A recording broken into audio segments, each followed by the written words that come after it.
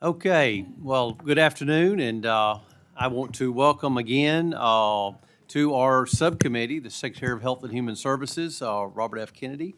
Mr. Junior, Mr. Secretary, we're pleased to have you with us here today. Welcome, good to have you back. Secretary Kennedy brings a new perspective to the focus on public health and what is needed to improve the state of healthcare system in America.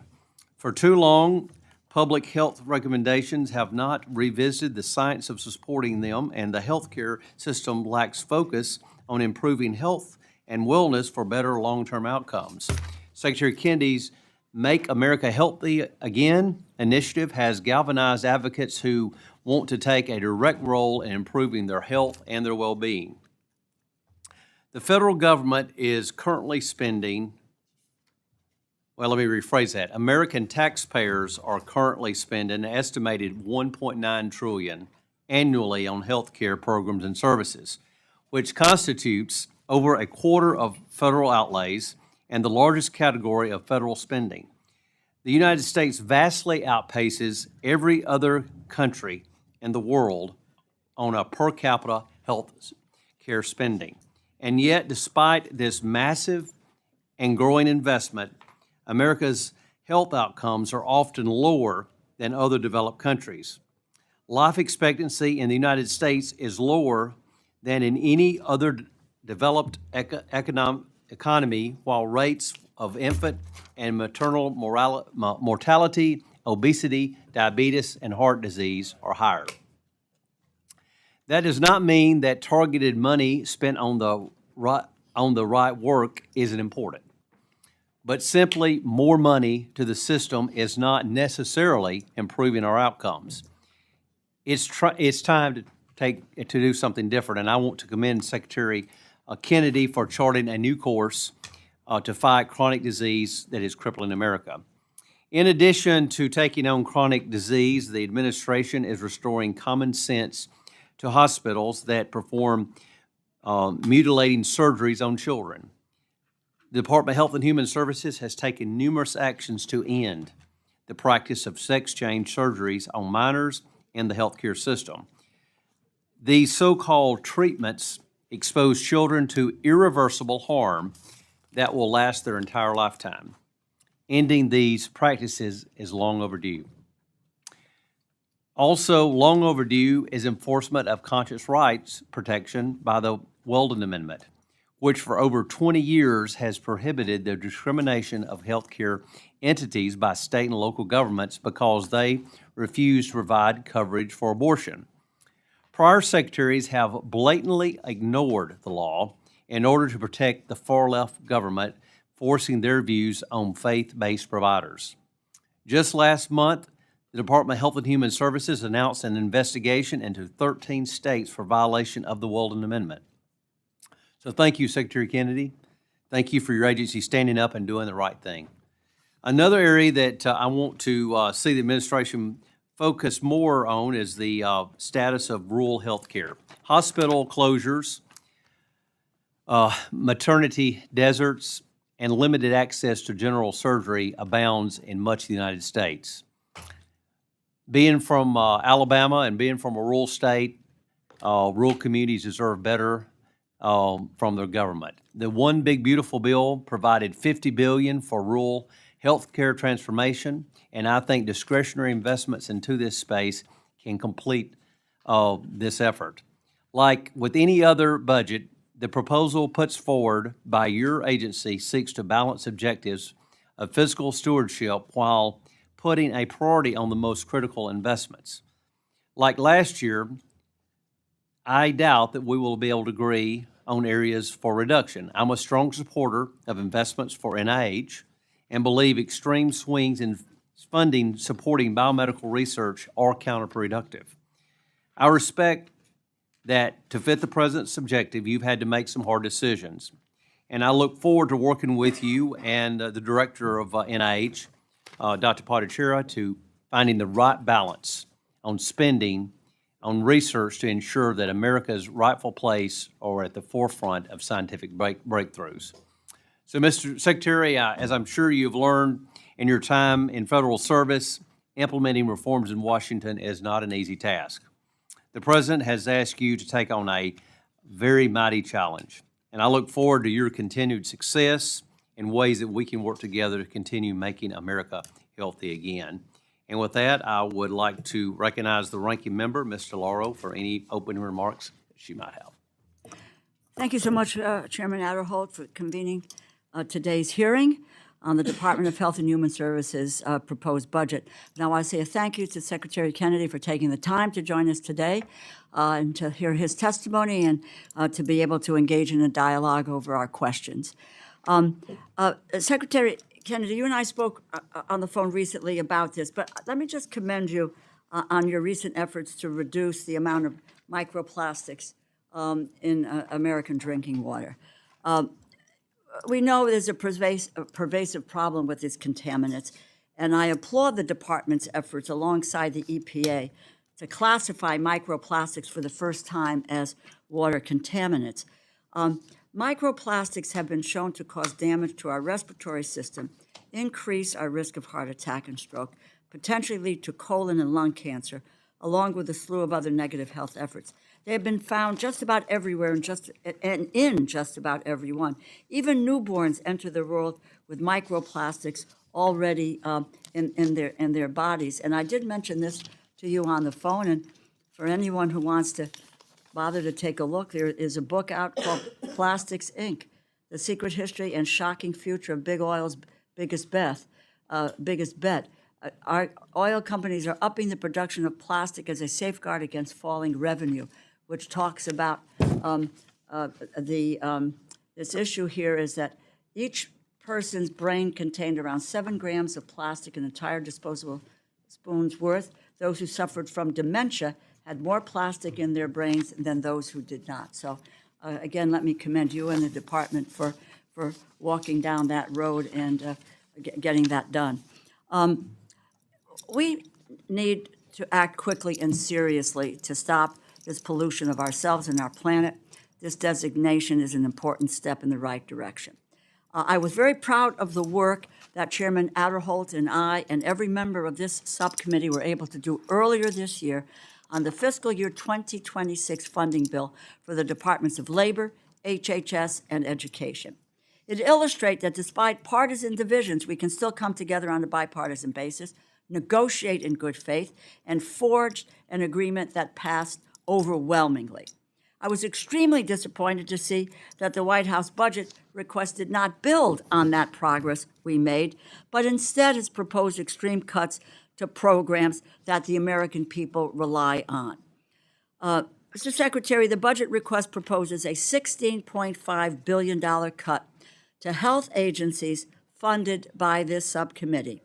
That adds up to 14%.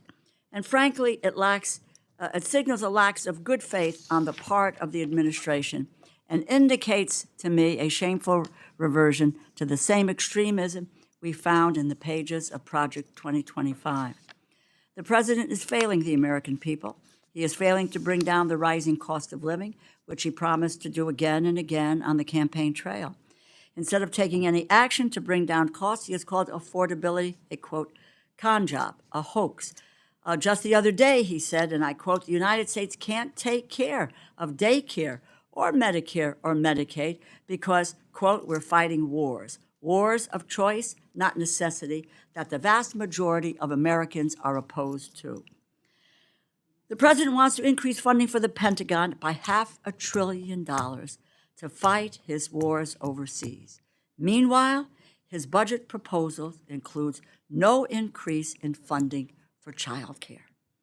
Inflation is surging. The cost of gas, groceries, everyday necessity is climbing day by day. And all of this administration has done is to start more wars, raise more tariffs, create more uncertainty, but no relief for the American people. The only thing this administration has managed to accomplish is cutting taxes for the wealthiest Americans and the largest corporations, paid for by defunding Medicaid and nutrition assistance by $1.2 trillion and pushing 15 million people off their health insurance. The consequences of these cuts will extend far beyond just Medicaid enrollees. They will raise the cost of coverage for everyone. And under your tenure atop HHS, you have fired thousands of department personnel, decimated our public health system, incapacitated critical agencies like the Substance Abuse and Mental Health Services Administration, SAMHSA, and the Administration for Healthcare Research and Quality, AHRQ. Almost 300 CDC staff have been on administrative leave for over a year. They are being paid not to work. Taxpayers' dollars, not to work. Officials at SAMHSA have not directly responded to inquiries from this committee for a full year, undermining our oversight responsibility.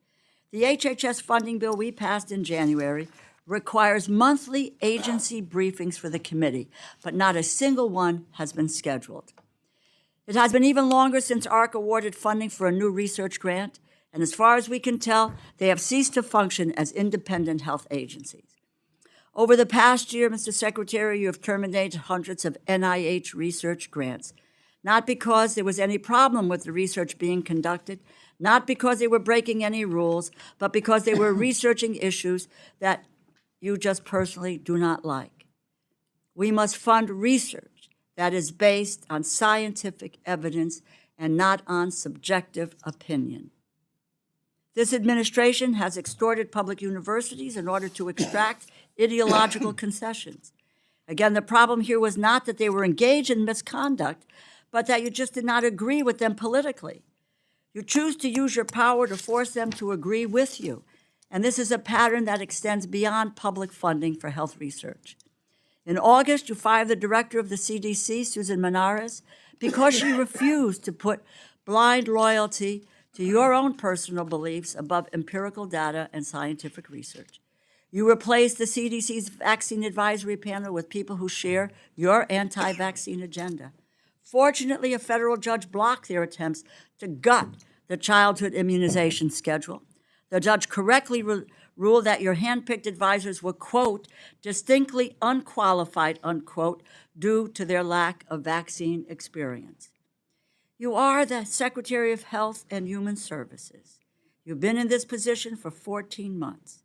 If you still claim today that you have not, quote, seen the evidence that supports vaccines, it's a remarkable failure of leadership and an evidence of a refusal to avail yourself of information that is extremely relevant to your role in government. Some of the leading experts in this field work at the CDC, but it's my understanding that you are unwilling to even meet with them. In 2025, measles cases in the United States shot up to more than 2,200. In the first 3 months of 2026, there have been already more than 1,700 measles cases. We have seen outbreaks in South Carolina, Texas, Florida, and Utah. Under your leadership, the U.S. is on the brink of losing its measles elimination status, which we have held for more than 25 years. In January, HHS attempted to block $10 billion in federal funding for child care and assistance for needy families in 5 states with Democratic leadership. Once again, a federal judge blocked you, but it did not prevent you from attempting to coerce the public in the first place. Now we are more than halfway through the fiscal year, and grant-making at HHS has slowed to a trickle. The administration is withholding billions of dollars owed to states and communities, money that came from their taxes. For the last 10 weeks, OMB has used unprecedented 15-day funding schedules to prohibit HHS agencies from making the grants to carry out their programs, which is the core function of many HHS agencies. And only this week, as you are testifying before Congress, did the OMB finally release those funds. It should not take a congressional hearing for OMB to release funds appropriated by Congress to your agencies. So, Secretary, you are the Secretary. OMB is not the Secretary of HHS. The Constitution is clear. Congress has the power of the purse. It is the executive branch's job to execute the laws we pass, not manipulate the process to advance a partisan agenda. The president's budget proposes to cut funding for NIH research by $6 billion. We are not going to do that. I just will tell you that right now. You propose cutting CDC funding by 30%. We are not going to do that. You propose eliminating the Substance Abuse and Mental Health Services Administration, which helps prevent overdose and supports people with substance use disorders, and we are not going to do that. You propose eliminating the LIHEAP program, which would raise energy costs for 6 million American households, even as President Trump's war with Iran has led to a 40% increase in the price of gas. You can be sure we are not going to do that. None of these proposals make Americans better off. All of them make it more expensive, more difficult for people to live their lives. Mr. Secretary, you cannot strengthen public health systems by defunding the CDC. You cannot support medical research by cutting $6 billion from the NIH, and you cannot improve access to quality health care by kicking 15 million people off of their health insurance. We'll have more questions, Mr. Secretary, when the time comes. I look forward to your testimony and look forward to engaging on the question and answer. Thank the Chair, and I yield back. Thank you, Ranking Member. At this time, I'll recognize the Secretary for his comments.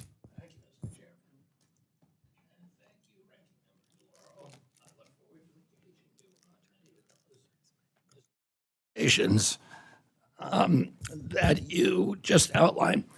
And thank you for the opportunity to appear before you today to discuss the President's fiscal year 2027 budget request. We stand at a generational turn point. Our children are the sickest generation in modern history, and decades of failed policies, captured agencies, and profit-driven systems have caused it. Parents across the country demanded change, and we are delivering it. We are ending the era of federal policies that fueled the chronic disease epidemic and replacing them with policies that put the health of American people first. President Trump and I are challenging the status quo and the institutions that defend it as we work to make America healthy again. In just 15 months, HHS has delivered historic wins. We negotiated most favored nation drug prices with 16 of the largest pharmaceutical companies, so Americans no longer pay more than people in other wealthy countries for the same medications. We're bringing real transparency to healthcare pricing so patients know the cost before they receive it. I use the full convening power of the federal government to bring health insurance CEOs to the table to reform prior authorization.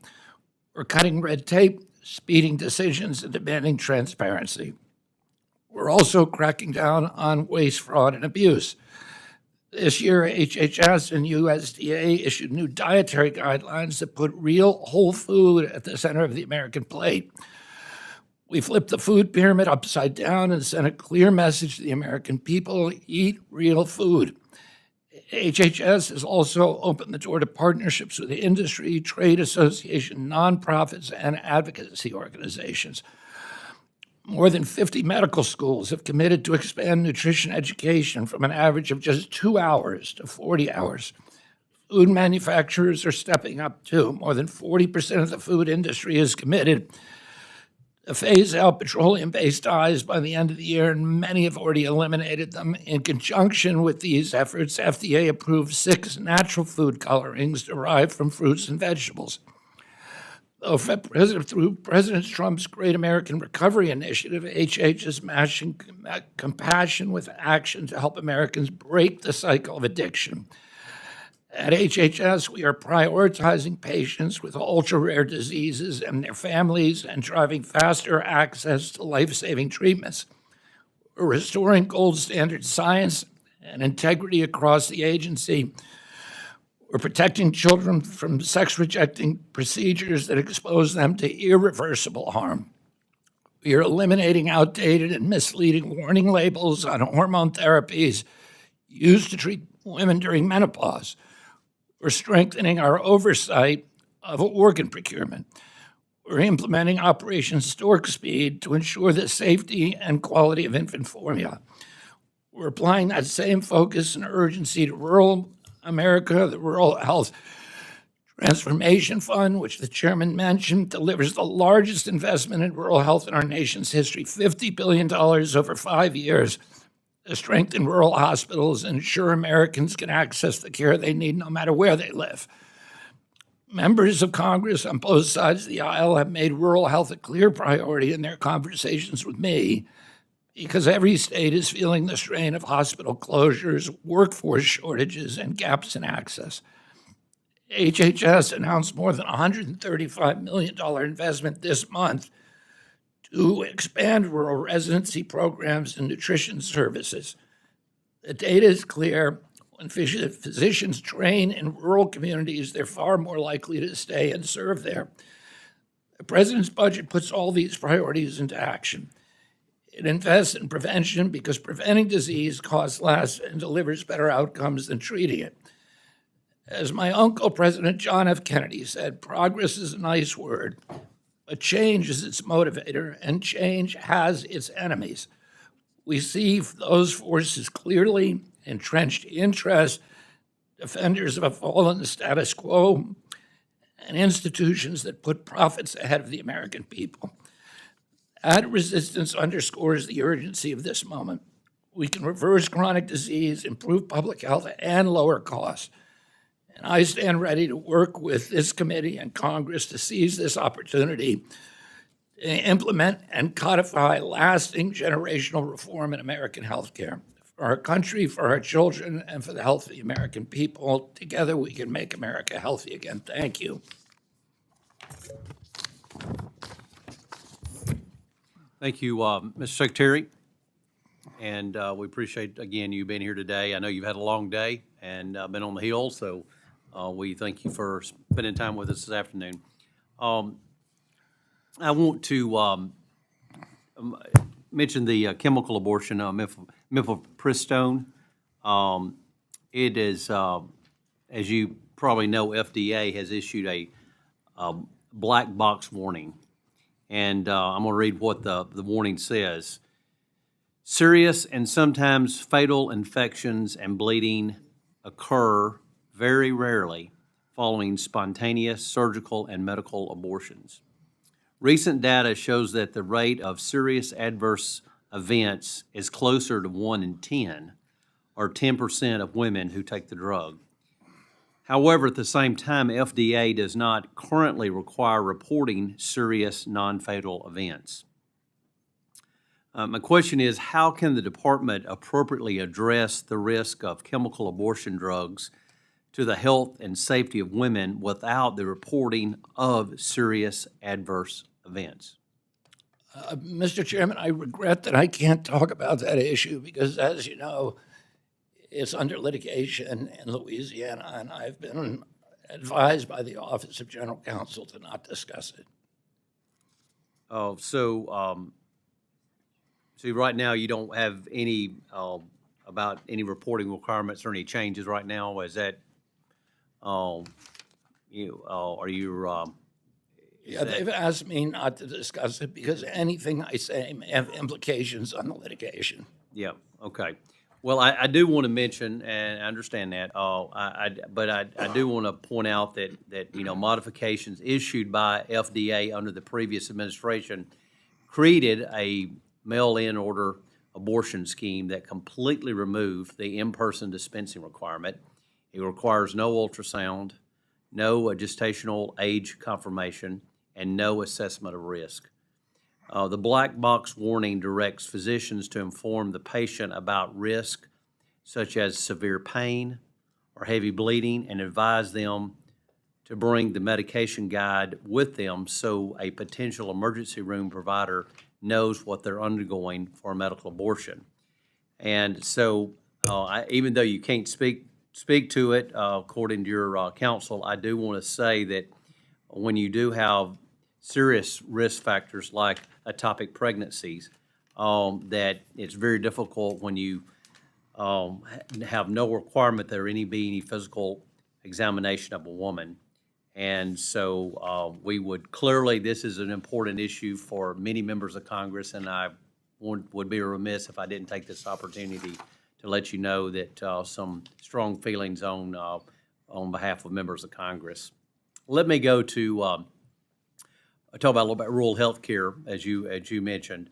Hospital leaders in my state of Alabama have documented for decades that Medicare hospital wage index is seriously flawed.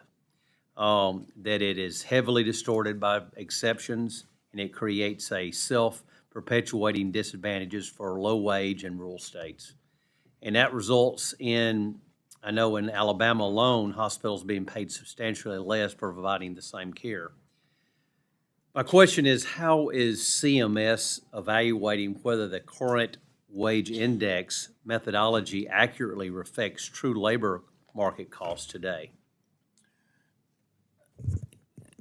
Mr. Chairman, as you know, the Social Security Act makes it, requires any changes in the wage area index to be budget neutral. And so making changes in it is very complex because if you raise somebody's compensation, you're choosing to lower somebody else's compensation.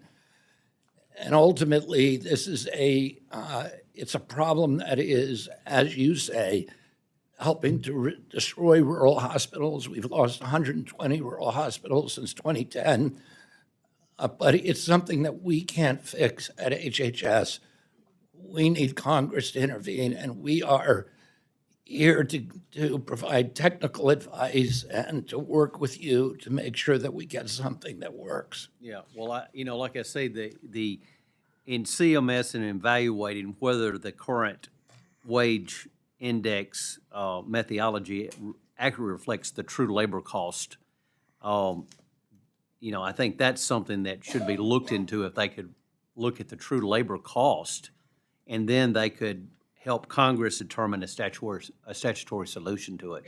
So getting that information to Congress and how it is substantially different for rural areas and how that methodology doesn't really reflect the true market cost, I think is something that the department could take a look at. Do you agree?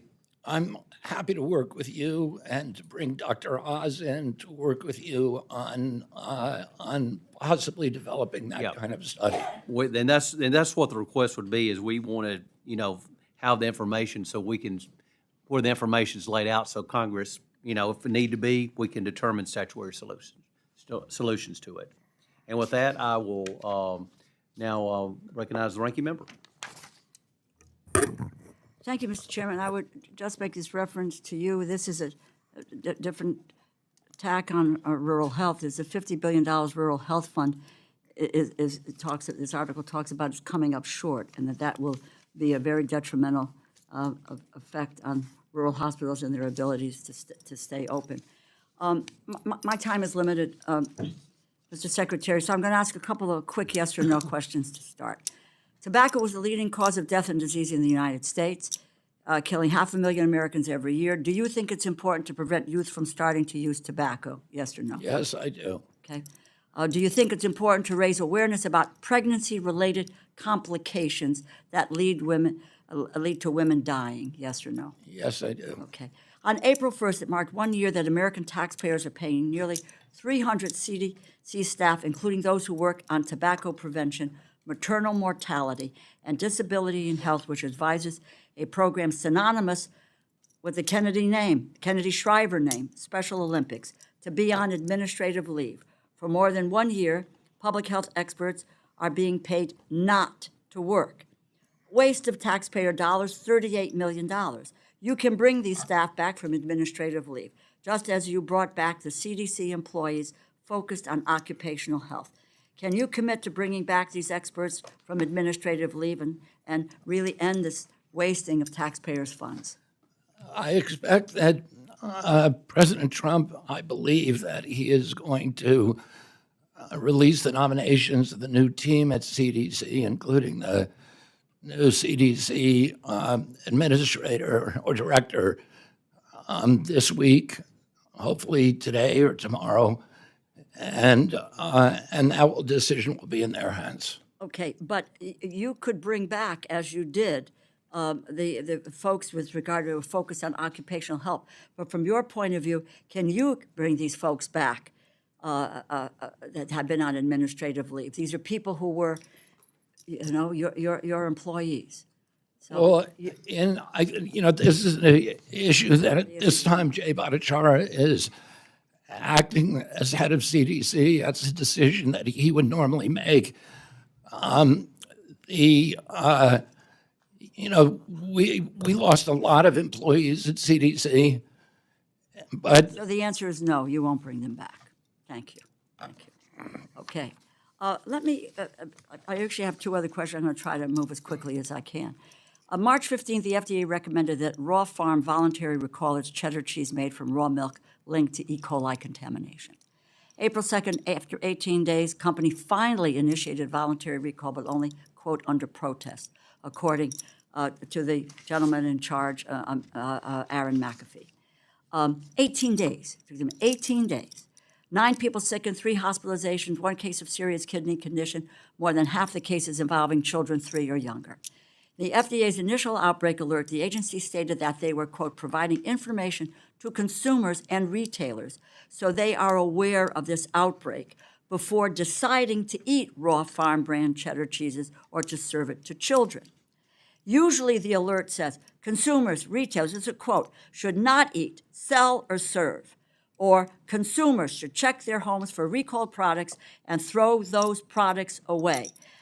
That wasn't there. I, quite frankly, never have seen anything like this with regard to roll call. Now, I know, Mr. Secretary, that you have been a staunch advocate of raw milk, positioning it as a, quote, superfood, a key element of Make America Healthy Again.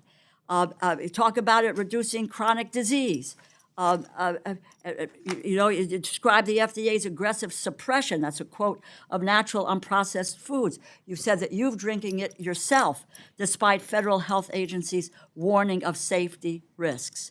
And you have said that you promised to end what you called the Food and Drug Administration's, quote, aggressive suppression of raw milk.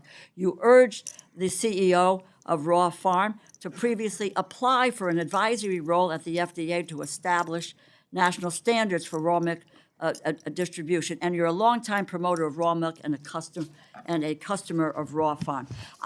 I just have to ask these questions. Mr. Secretary, did you or other senior officials exert any influence in the way the FDA alerted consumers about this outbreak? I agree with you that the behavior of the company during the outbreak was unprecedented. We immediately told them that they needed to do a recall. In virtually every case, that recall happens voluntarily and immediately. But there was foot dragging they initially refused, and we put tremendous pressure on them and told them that we were doing a forcible recall, and finally they complied. Did the FDA refuse to use its mandatory recall? Yeah. We were going to do it. Usually we don't have to. In Usually virtually every case, right, but we should use it the more company often than not. steps up and voluntarily removes it, and this company was intransigent. Let me put it that way.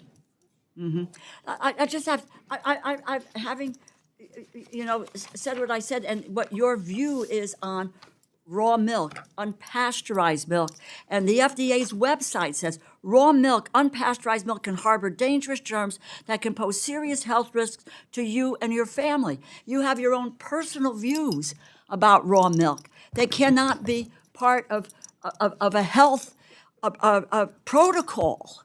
Well, the raw milk is not regulated by the federal government.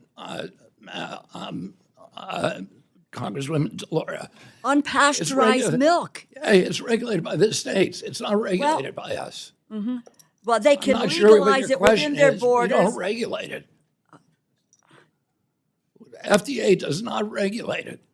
It's regulated by the It can't be states. circulated across Some states state allow lines. it, some states do not. It's up to the state. It's not up to us. Well, you are the head of the Health and Human Services. If raw milk has the ability to put 9 people into the hospital, serious kidney disease, more than half the cases involving children 3 years and younger, you are the Secretary of Health and Human Services. Is there not some moral responsibility or compunction to say, don't drink raw milk? Don't do that because it's unpasteurized and it can cause you serious harm to your health. Is that not you view as your responsibility? You just pointed out that processed cheese can also contain contaminants. Every product can contain contaminants. What we do Secretary, is we inform the public. Look, we let people make a The chairman choice. is There's gaveling also- me down, and just to say this, if I were the head of HHS, I would, by God, say, don't take raw milk. It is dangerous to your health. And if you can't say that, well, maybe there's some other conclusions that can be drawn. Thank you, Mr. Chairman. Ms. Letlow. Thank you so much, Mr. Chairman. And Secretary, thank you so much for being with us today. It's an honor to be with you. And it is clear that we need strong, forward-thinking leaders in place at HHS to advance the MAHA agenda. Americans are fed up with the status quo that has worked to stall the momentum of the MAHA movement. We're ready for leaders who go against the grain, who challenge outdated ways of thinking, and put forth innovative solutions to our country's most pressing public health issues. Thank you for doing that. And that's also why I strongly support the immediate confirmation of President Trump's nominee, Casey Means, for U.S. Surgeon General. Means has been a leader in uncovering the root causes of chronic disease and shedding light on our broken healthcare system. Through her work, she has amplified the concerns of American families, especially mothers, whose opinions and decisions on their children's health care have too often been an afterthought rather than a priority. Secretary Kennedy, can you elaborate why Casey Means' nomination for U.S. Surgeon General is critical to advancing the MAHA agenda, and how will a continued delay affect the American people? Thank you, Congresswoman. Casey Means is the most articulate, eloquent, and erudite evangelist for the MAHA movement. She wrote the Bible on metabolic health, a best-selling book that has changed the way that people think about metabolism. She was #1 in her Stanford Medical School class. She practiced medicine for a while until she realized we were in a sick care system. We weren't. She was healing people who never should have been sick. She decided to devote her life instead to actually preventing disease by educating mothers, educating the American people. And, you know, Casey Means is not a political person. She is just a very, very effective evangelist for the kind of changes that we need to end the chronic disease epidemic in this country. And I hope that she gets support. All the Democrats on this committee are people who I've worked with for many years to try to get dyes out of the food, to get people eating, to reform infant formula, to do all the things we need to get Americans healthier. And what I would say to you is Democrats and Republicans should support her nomination because she's going to help our country. And, the only thing that would prevent that is the kind of lack of integrity, lack of courage, and the tribalism that is polarizing and destroying our country. Thank you so much. I hope they move swiftly with that confirmation. I now love to turn to your work on women's health initiatives. This is so incredibly important to me on a personal level, but also to my district. From eliminating the black box warnings for menopause treatments to hosting the 2026 National Conference on Women's Health, it's clear that your agency is challenging the status quo to harness innovative breakthrough treatments and research that have been largely overlooked. And the urgency of this work is especially evident in places like Louisiana, where high rates of chronic disease, the prevalence of medical deserts, and the ongoing healthcare workforce shortage have consistently resulted in poor health outcomes for women across the state. Secretary Kennedy, based on the lessons your agency learned in the recent National Conference on Women's Health, what specific actions will the department be taking to build out the administration for a Healthy America's new Maternal and Child Health Bureau? Well, we've released a number of initiatives that are now funded in the proposed budget, specifically for maternal health. We have the worst maternal health record of any developed nation in the world. And particularly Black Americans, women are dying at 2.5 times the rate of white women in this country. A college-educated Black woman is more likely to die, 2 times more likely to die than a white woman with a high school education. We are trying to fix that. President Trump is trying to fix that disparity and to fix maternal health across the board. I want to just mention one very, very promising initiative under the Trump administration. We've initiated a pilot program where we provide, called the Perinatal Pilot Program, that provides protocols to hospitals for how to improve the outcomes for maternal health. We have 220 hospitals that signed up, and in those hospitals, maternal mortality has dropped by almost 42%. So we have solutions for this. We need to now expand that to every hospital in this country, but help is around the corner. Thank you so much for your work. I yield back.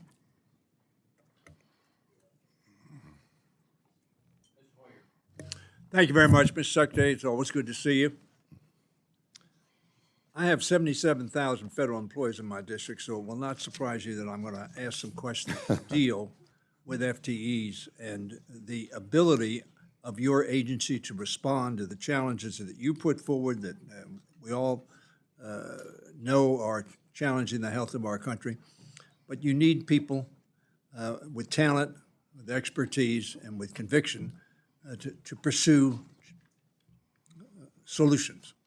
So I'm going to ask you some questions. When we talked last year, I asked you about this, and you said to me that in talking about DOGE, personnel that should not have been cut were cut.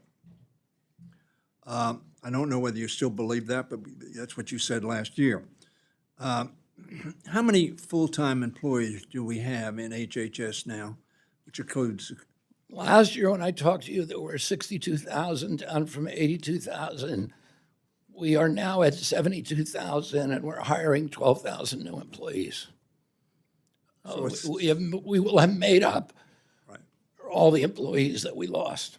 But we've replaced them with a better group of people who are actually going to address chronic health. Your judgment is that the other 20,000 that were reduced were not capable, were not motivated? It's not my judgment, it's the record. They presided over the biggest decline in health in the history of the world. We now have the sickest generation in history. We have the sickest population on the face of the earth. That is a failure of government. They weren't looking at chronic disease. They were focused on other things, and they did nothing to prevent the food dyes, the bad food, all of the things that are making us sick. It was their job to protect us, and they did not do it. They failed at their job, and if this was private industry, they would have all been fired. We did what we had to do to change the culture at these agencies, so they're now doing what they can do to protect what they were hired to do, which is to protect the health of our country and restore us once again to the healthiest country in the world. Mr. Secretary, you and I don't agree because I don't think DOGE, and I think DOGE was in charge of these, unless you indicate to me that it was your evaluation that led to the firing of these folks. Essentially, most of us believe that they were fired to reach a number, a lesser number. It is ironic that you've just told me we've reached back to that number because if you're telling me that DOGE and the people who resulted in the firing of those folks or forcing them to retire was made on the basis of ability and talent, I hear what you're saying about the result, but I don't think that's accurate. Well, first of all, Congressman Ware, I appreciate the dialogue that you and I are now having because my experience with talking to the Democrats on some of the other committees is they don't let me answer questions. And so I cannot tell you how deeply I am grateful for the chance to respond. During the Biden administration, my agency grew by 38%, mainly because of COVID. And so we had, at the end, 10 people doing one job. We cut that down to 5 people doing the same job. I can talk about the duplication that happened at my agency, which is just insane. 9 offices for women health, 8 offices for minority health, 27 separate HIV programs, or 59 behavioral health. 40 opioid programs. We had 1,400 external affairs officers and 100 communications offices, 41 information officers, 40 procurement departments, dozens of IT departments, none of them talking to each other. Oh, we had to do a consolidation of the agency to make it work efficiently, and that's what we did. And I'm not saying that people who lost their jobs were bad actors. They weren't. Many of them were doing jobs that they were hired to do. We needed to do something drastic to change the institutional culture of this agency and realign it with a new trajectory and the chronic disease epidemic. Mr. Secretary, my point is that we're going to be back, apparently, pretty close to the same complement of FTEs Yes. that we had. I understand that. Now, how many of the replacements are political as opposed to career? Virtually all of them are career. So I wanted to ask you a question about experts having been rehired, but is your position that all of the people that were hired to fill these positions did not work there in the past? Some of them, I think many of them were recalled. Yeah. And that, of course, makes my point about they were removed to get to a number, not to affect the result. But and the problem with my letting you speak, I still get 5 minutes, no matter how long your answer is. Lastly, It's a pleasure to talk to you. he's giving me a little bit of latitude. Let me ask you about the morale at CDC. I talked to the NIH director, who is also temporarily acting as the CDC director. He told me, because I asked him the question, I said it's reported as being so, that the morale at CDC was in fact very low.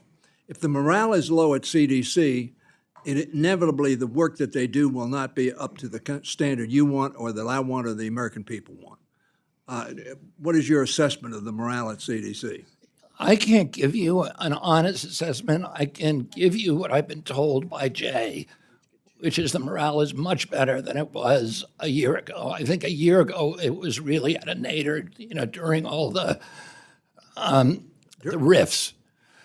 I think it was at a nadir now. I would say that we're bringing in an extraordinary team. And the team has been leaked, and it's gotten applause from both Republicans and Democrats. I think this new team is really going to be able to revolutionize CDC and get it back on track and get it doing the job that it does better than any other health agency in the world. Well, the proof is in the pudding, right? Right. Thank you, Mr. Chairman. Mr. Elzey. Thank you, Mr. Chairman. Thank you, Mr. Secretary, for being here. While as fun as that was to talk about, let's talk about anthrax, which I think is a lot more fun. The nation's most likely biological weapon, whose risk has substantially elevated with the widespread availability of AI tools and drones, it has the potential to kill hundreds of thousands of Americans in a single drone disseminated attack. Despite these concerns, the previous administration planned to eliminate anthrax antitoxin countermeasures, cuts that may embolden adversaries to exploit these vulnerabilities. Does the president's budget ensure that the strategic national stockpile is able to fully meet its anthrax antitoxin requirements? Yes, it does. And, we're stocking the anthrax vaccine, but also antibiotics, which also cure anthrax. Okay.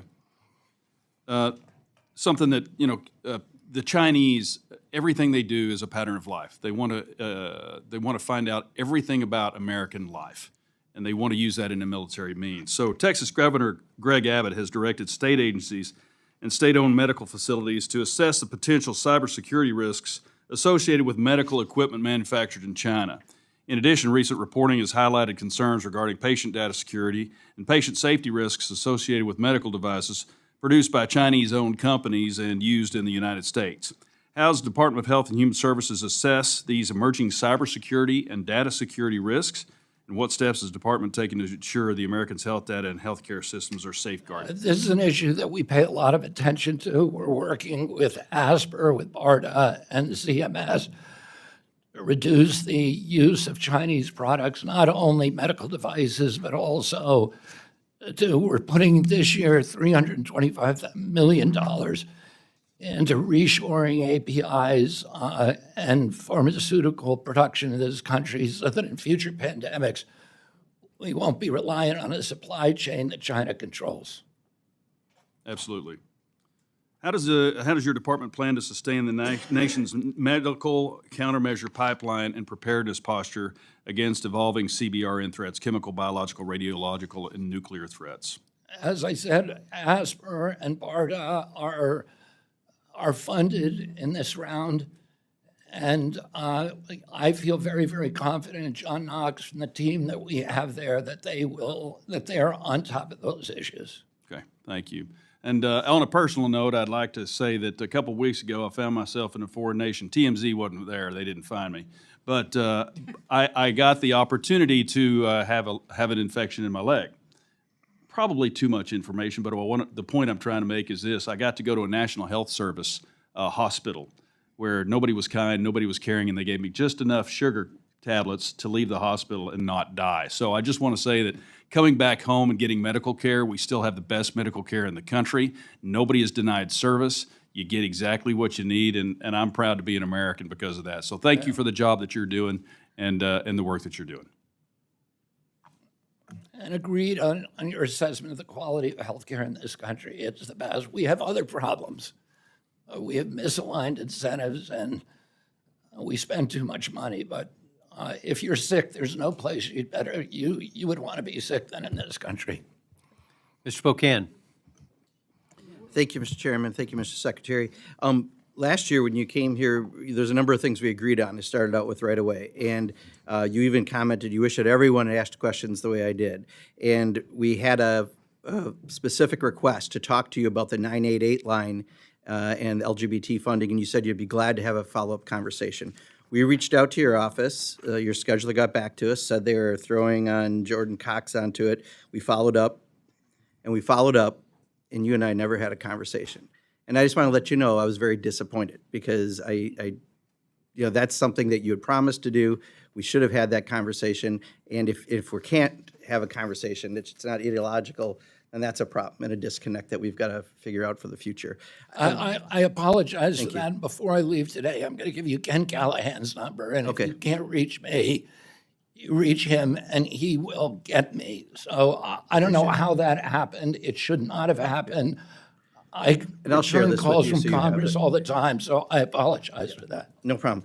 I would say I think I really have a lot of issues. We're done. I agree with you. I accept your apology. No worries. In the ranking member's opening comments, she mentioned a lot of the funding that we've seen that has not gotten out of your agency that has been approved by Congress. Do you believe it's the responsibility of the HHS secretary to expend funds that Congress has appropriated in a Yes, I timely do. manner? Okay.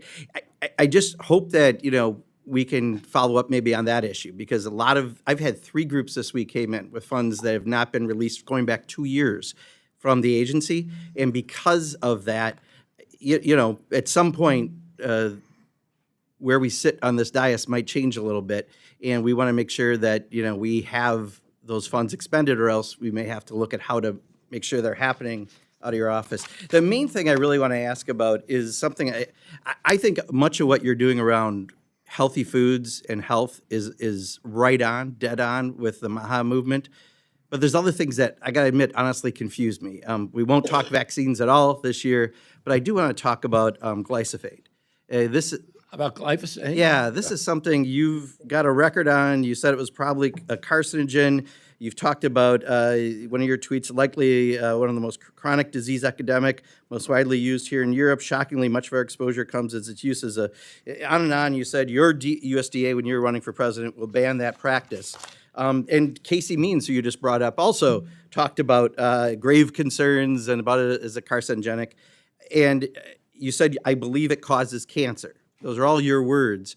And yet the White House came and decided they want to expand the production of this, and you were supportive. And I'm just trying to understand, did the evidence change between now and then? And again, briefly, if you could, why shift on that recommendation? No, I had grave reservations about the president's executive order. I understand why he did it. The executive order, right now, there's a problem in this country the president didn't create.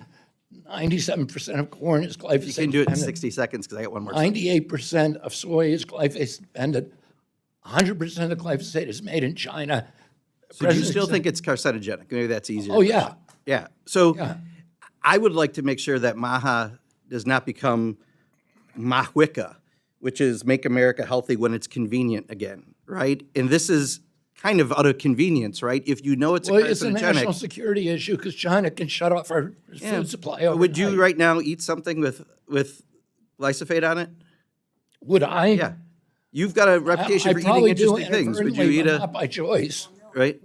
Yeah, I mean, I wish, MAHA stands for something. And I actually like a lot of what MAHA stands for in eating healthier foods, and it's an integral part of health. But if we're not consistent on it for whatever reason, we don't really have a MAHA movement. I just want to express that concern. The president has put more money into developing alternatives for glyphosate than any other president. My agency Gotcha. But right now, $200 million. you're saying it's okay to have a known carcinogenic I don't think substance, it's and that's my okay. concern. I think Yeah. we inherited a problem in this country. Gotcha. I would just China like one more controls subject our if I food could. supply. I'm trying not to be rude. I really appreciate it. go I ahead. just have one last one because in my district, we have something called Ridgeland Farms that's a beagle breeder for research. They've had 311 code violations, including very serious harm to the health of dogs. The head of NIH, which you can ask, I said some of the nicest things about. I really like your head of the NIH that you have said that there's a policy about beagle testing that would not allow animals to be tortured.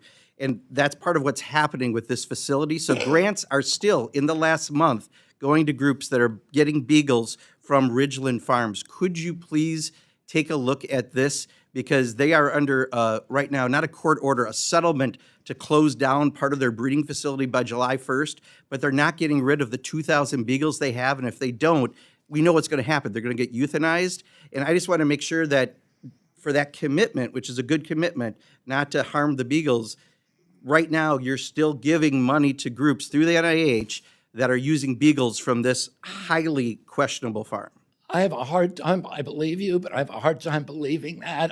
I need to look into this. I would appreciate and talk it. to the office because we're trying to end, we've done more than any other administration in history to end animal testing. And in fact, in this year's budget, there's a $25 million budget request that will allow us to end. We've ended most of it. There's a few things that are going on, mainly veterinary, where you have to use animals.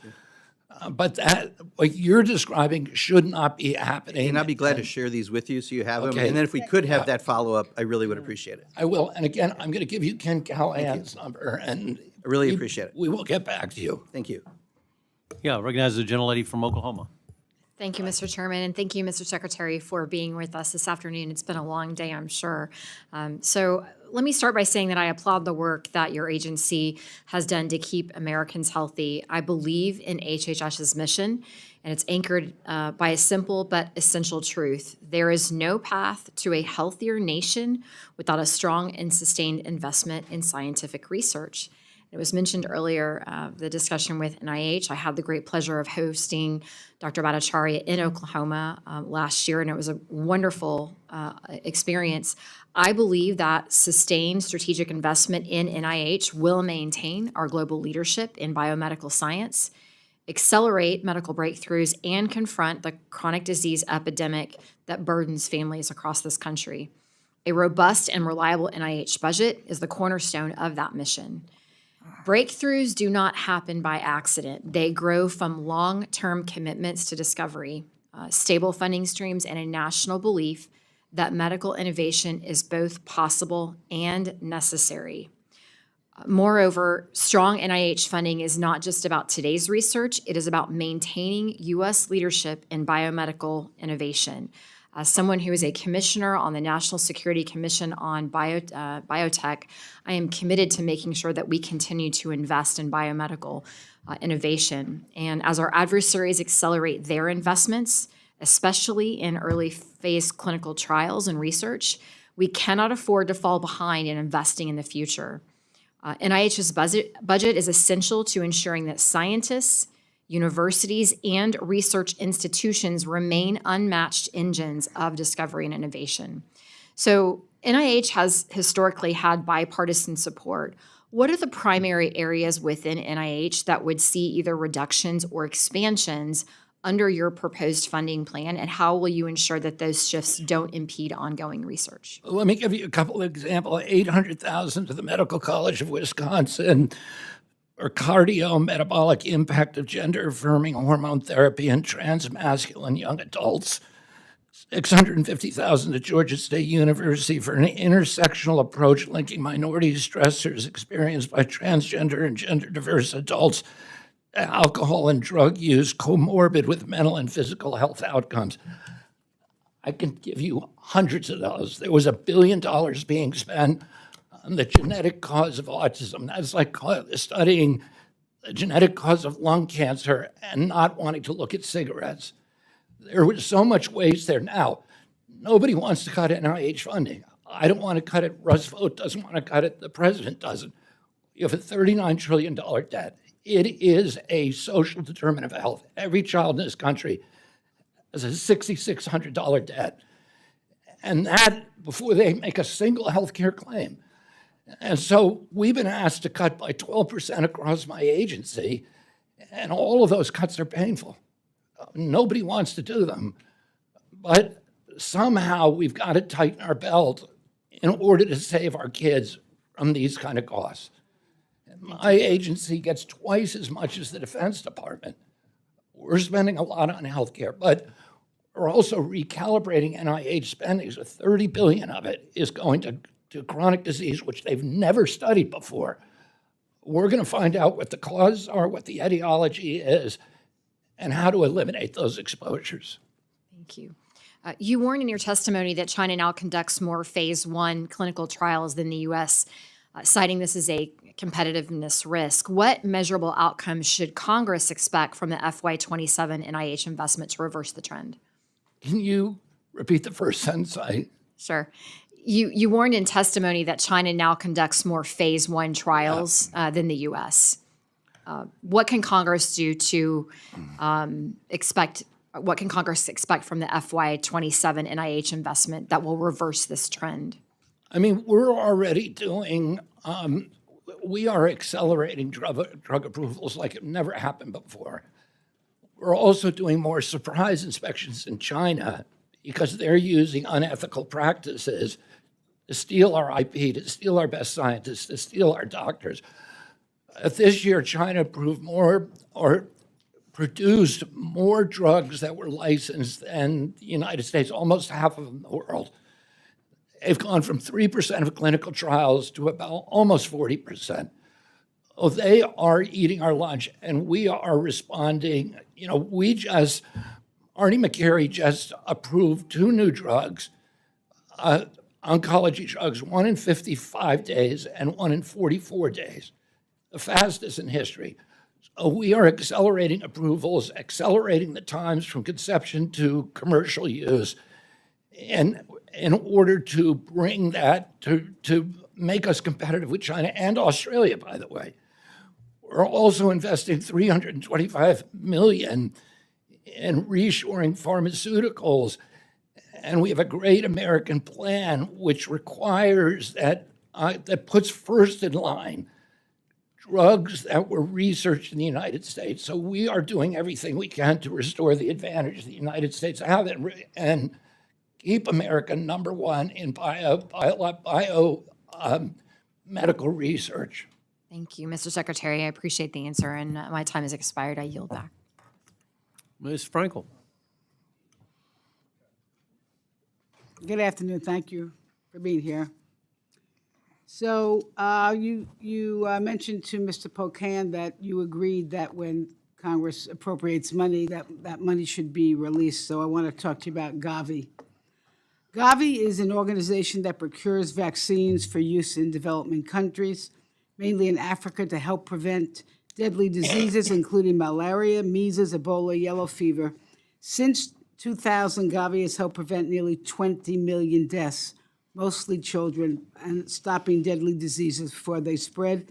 It's one of the most effective tools we've had to prevent outbreaks from reaching our shores. Now, Congress, in a different subcommittee, but with the full budget, we appropriated $300 million to Gavi, both in F-25 and F-26.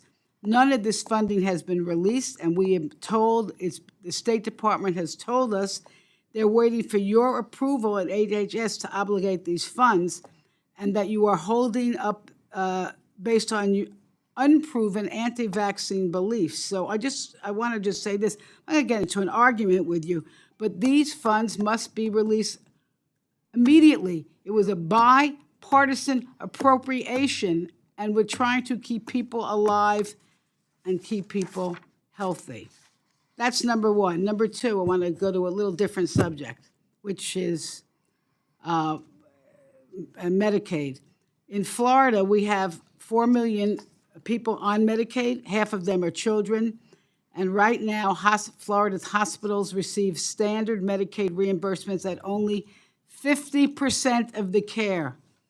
To close this gap, Florida uses the State-Directed Payment Program, which is a federal program, to secure additional federal funding for the hospitals.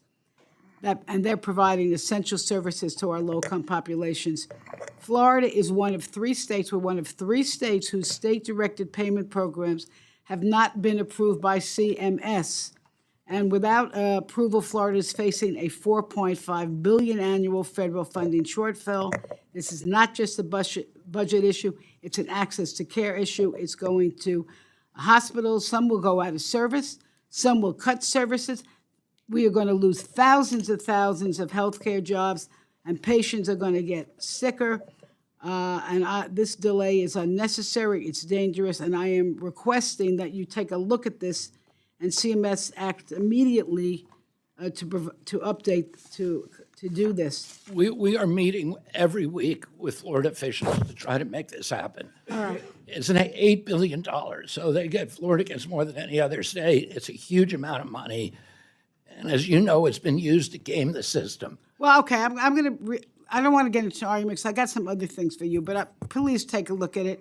We're a very big state with a lot of people We know that. who are and we're we're working. poor, and we did not expand Medicaid. Okay, I'm going to go to the next one. We're Because working. it out with- I want to just repeat something that you said.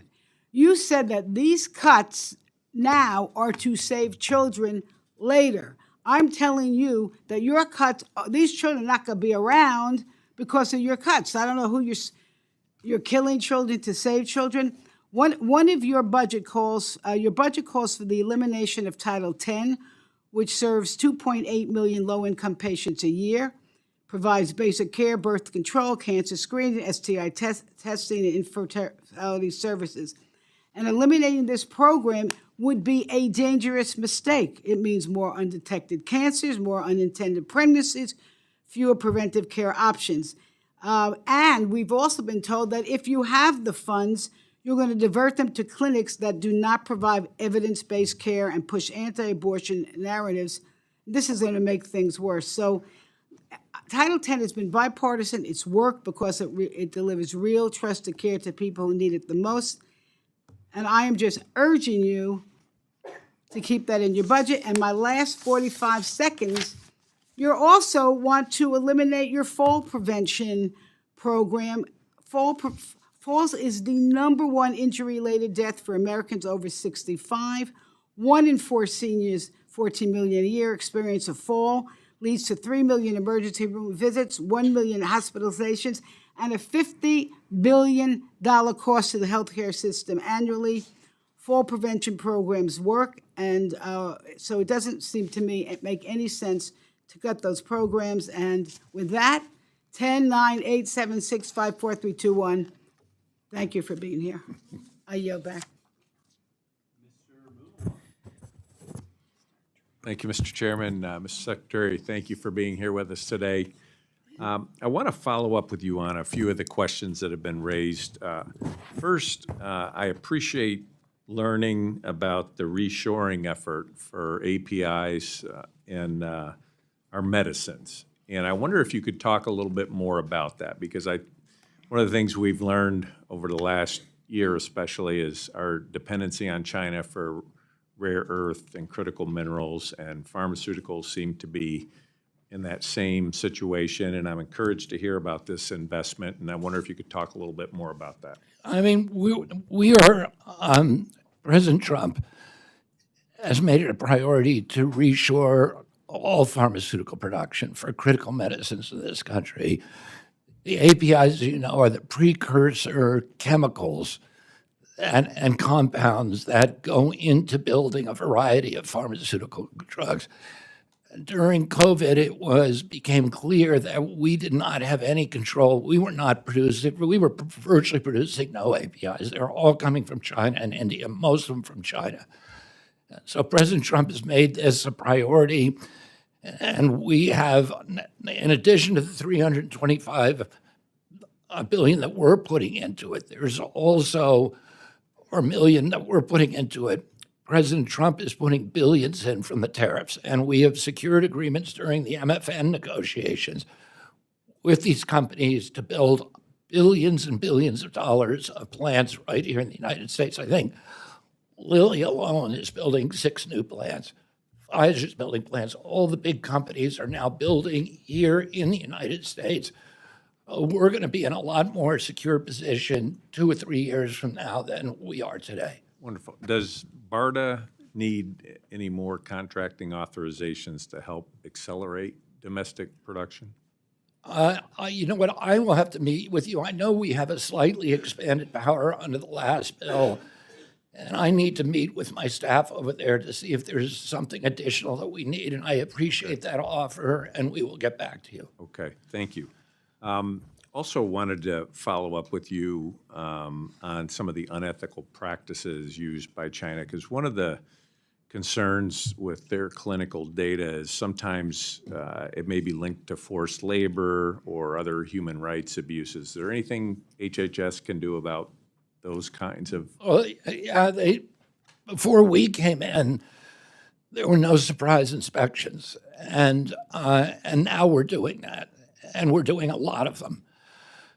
We're doing surprise inspections over there to make sure that they have their IND, to make sure that they have their IRB approvals, and to make sure that they're conducting this ethically, that they're not, going to minority groups and forcing them to participate in studies where they have no choice over. And that's something that we've seen there in the past. Thank you. Rural providers increasingly vulnerable to cyber attacks that can disrupt care and compromise patient data. Is there anything HHS can do to help these providers strengthen their cybersecurity before an attack and then also maintain operations after an attack? Well, the rural health, I think that there's 2 things. I can't answer that with the specificity that you deserve. I can say the Rural Health Transformation Fund has a lot of the states have chosen to spend that money on AI and telemedicine, and that has to be very, very heavily armored against cyber attacks. Otherwise, you can get patient information. We have at HHS now the best team in its history for cybersecurity, and we've been able to recruit the top names in Silicon Valley who are now working in the agency to armor, to fortify our biosecurity capacity. And it's something that is a huge priority for us. As we move to AI, and they can crack passcodes, and there's a lot of scary things happening when we don't want people stealing patient information. And then just one final thing on the glyphosate. I represent a district that's rural, strong agricultural. You got corn, beans, sugar beets, all benefit from glyphosate. And I think it's important when we talk about some of these products about carcinogenic, it certainly depends on, the content and it's not just sort of a one-size-fits-all. And I appreciate the fact that you recognize our dependency on China with that. And as we look for alternatives that may be better fitted, that it's not a knee-jerk reaction on that. So thank you. And I think, there's now very, very promising technology to replace intensive pesticide use, particularly in sugar beet fields. Less so with corn and soy, but laser technology, laser weed killing technology, which is now beginning to proliferate around the country and kind of promises an era of chemical-free agriculture. Thank you very much. Thank you, Mr. Chairman. I yield back.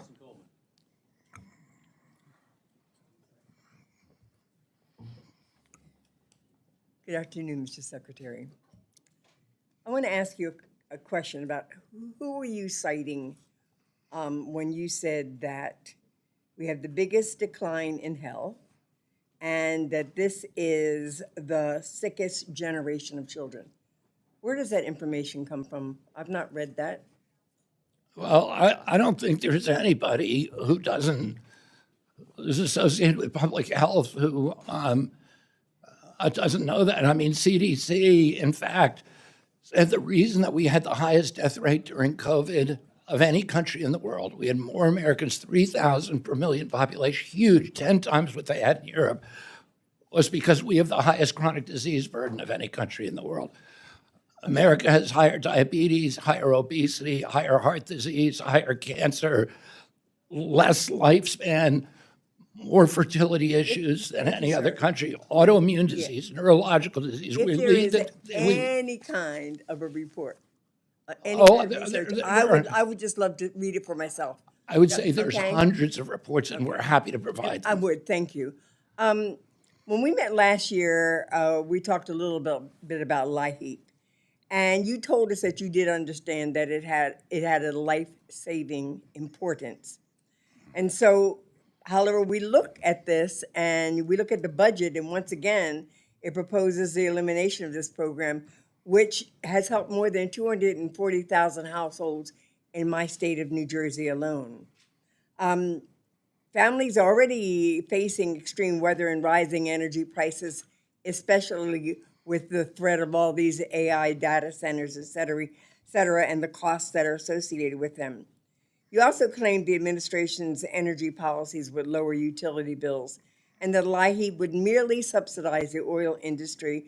But according to the Joint Economic Committee minority analysis, households in New Jersey are paying 17% more for electricity than they were a year ago. And so for many families, this means $260 in addition to every other aspect of their living, cost of living has increased. How does cutting the assistance that helps these working families afford their utility billings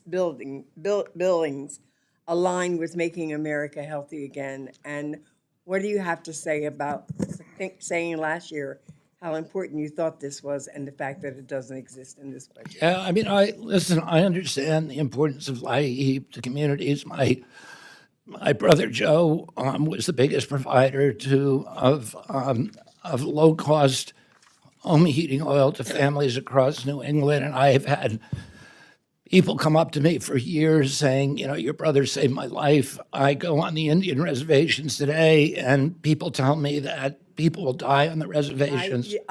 I'm well aware. I'm aware of it. I'm aware of your brother's work in this area. I'm and, interested in you know, you in this position. There are issues with LIHEAP. The IG report that came out in February showed a lot of corruption in LIHEAP. And there's a lot of duplication in the states. But I want to say this. You gave me money this year for LIHEAP, and I spent that money, 90% of it, and We're going to working get with. money again this year, but this is not a question. If you give me the money, I'm going to spend We it. should not have to have this discussion about something that's so obviously important to the well-being of vulnerable communities, low-income communities, and minority communities. I want to go to the issue of minority health. Black women die from childbirth complications a higher rate in this country than any other high-income country. The rate of colorectal cancer is 20% higher among Black men and 14% higher among Black women compared to white women. According to the CDC in 2023, the average life expectancy for Black Americans was 74 years compared to 78.4 years for all other races. HHS's FY27 budget proposes eliminating the National Institute on Minority Health and health disparities at NIH, as well as the Minority Fellowship Program at SAMHSA, which recognized the disproportionate underrepresentation of minority experts in those fields. And I have successfully fought to get those reauthorized, along with the other programs. The work of the government should look at all Americans, and that includes those who don't look like you or our president. So, Mr. Secretary, do you believe that some diseases have a higher incident rate in the minority population than in others? Could you just say yes or no? to I that? do, and I think particularly with chronic disease, the minority population is substantially overburdened. Do you agree that we need to pay particular attention and use our research dollars to try to figure out exactly why similarly situated people, economically, educationally, et cetera, have these disparities simply because of race? Well, I think the answer is because they're not similarly situated. And President Trump, his policy is to make all Americans healthy. I don't And understand why you say that we're not similarly situated. Well, because- In what regard are we not similarly? minorities are more likely to live in food deserts. They're more likely to live in neighborhoods That's with exactly why I said to you, so they're that not the similarly disparity situated. exists even when there is an equity in education, equity in income,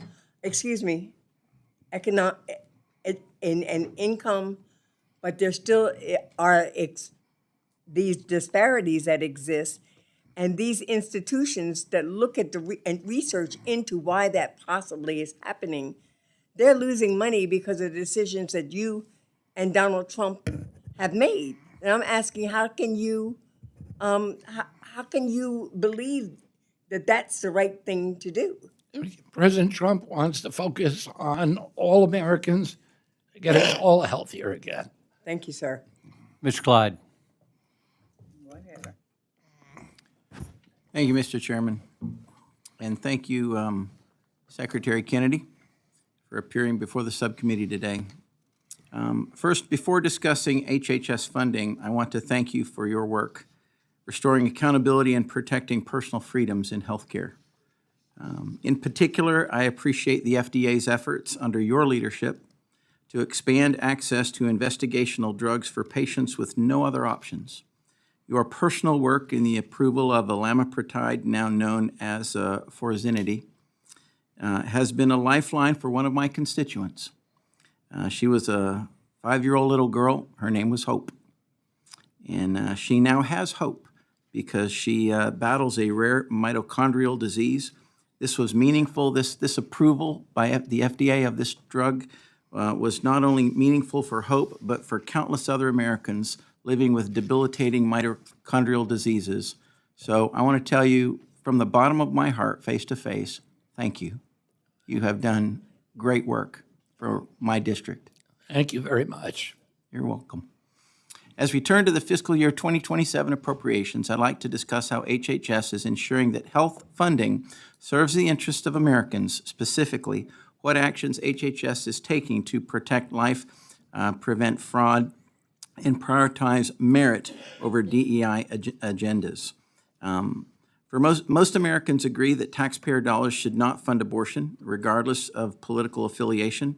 Title X of the Public Health Service Act has explicitly excluded abortion since its creation in 1970. Yet previous administrations allowed large abortion providers to receive Title X grants without meaningful separation between family planning and abortion services.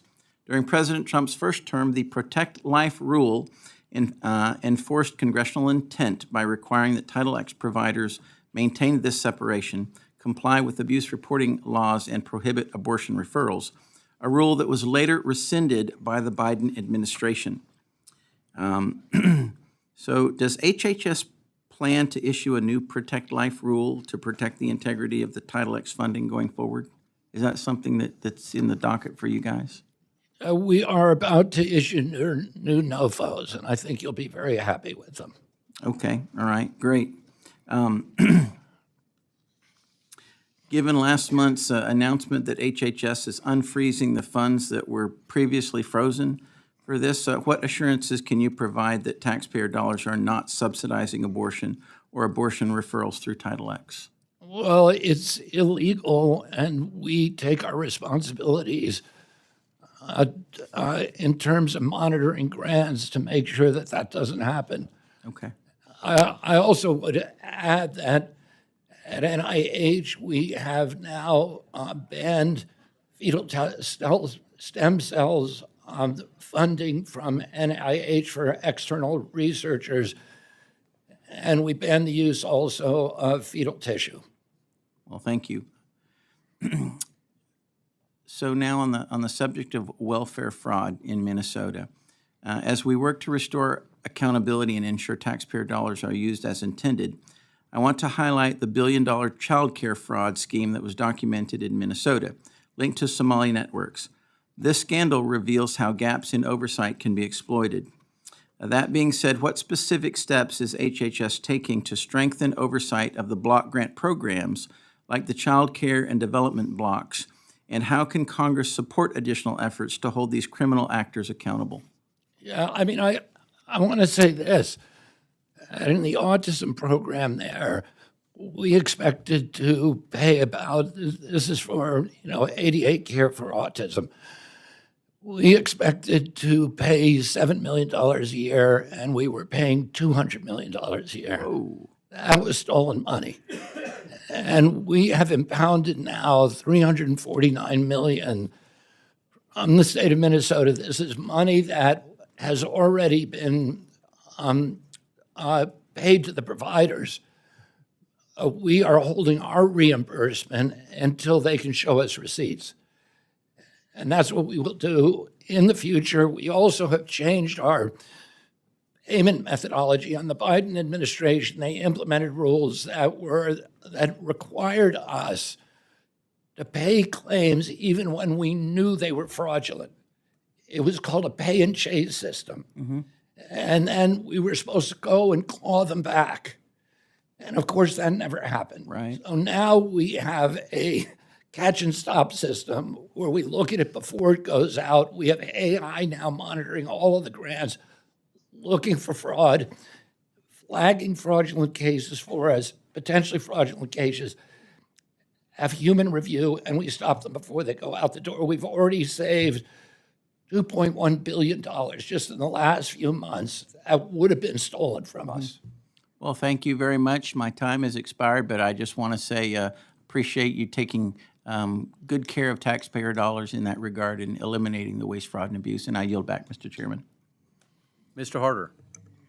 Thank you, Mr. Chairman. Mr. Secretary, as you know, mercury exposure can have significant harmful effects on kids, including permanent cognitive deficits, lowered IQ, poor memory, language delays. During your career as an environmental lawyer, you brought lawsuits targeting coal-burning utilities, specifically over their mercury emissions. When President Trump tried to roll back mercury wastewater rule during his first term, you went to the EPA's own public hearing to fight it, warning that allowing more power plant pollution into waterways would poison people through mercury-contaminated fish, a problem you said you experienced personally. You said at the time, and I'm quoting you directly, "It's really troublesome for those of us who will suffer from your irresponsibility." Given your long history of advocacy on this issue, do you still believe, as you've argued for decades, that mercury emissions from coal plants harm kids? I do. Terrific. In February of this year, the Trump administration finalized the repeal of the mercury and air toxic standards. As a result, coal-burning power plants are now allowed to emit more than twice as much mercury as they were before. Just last week, the Trump administration proposed to weaken a rule that monitors and protects groundwater from coal ash, a waste product that contains heavy metals like mercury and lead. How are these actions consistent with your agenda to make our children healthy again? Those are actions that are not taken by my agency, and I am not familiar with exactly what's happening at EPA, so I would have to ask Lee Zeldin about that.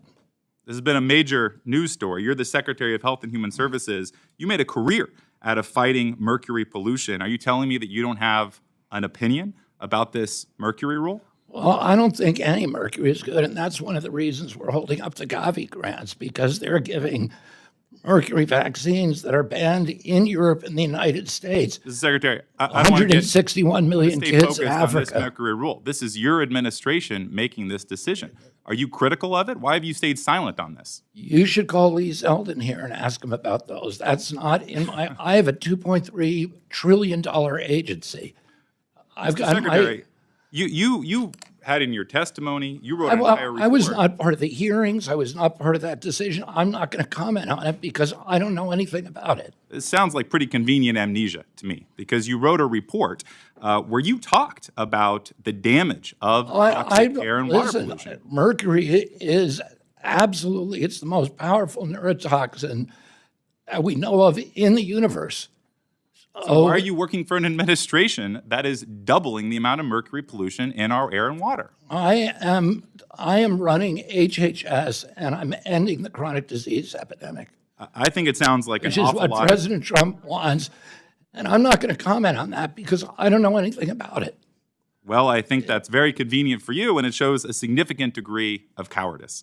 It's not just mercury. President Trump in July 2025 granted 50 chemical plants. Why don't you ask me something that I'm in charge of instead of other things? Are you not in charge of healthcare and human services? Yeah, HHS. And you wrote a report about how we want to make sure that our kids. What you're drink asking me clean about water is and not a have healthy decision air. that's being made by my agency. Why don't you ask me about something, and I won't ask you about something that's happening in the United States Senate. Sir, I'm happy to talk about what's going on in the United States Senate. I'd be happy to talk about the damages that mercury pollution did. I think it's pretty I'm disturbing. telling you what I know, which is mercury is a toxin. We should be minimizing the exposures to that in the environment. I don't know anything about the particular. Running this agency is a big job, and it's pretty consuming. Well, So I don't get into what the other agencies are doing. I think this sounds like a pretty simple story to Why me. don't you ask me something that's happening in my agency? I think Why if don't you your ask goal- me about a decision that I've made? You wrote a report. You wrote a report talking about what we need to do to make our kids healthy. I've admitted it. You're talking in circles.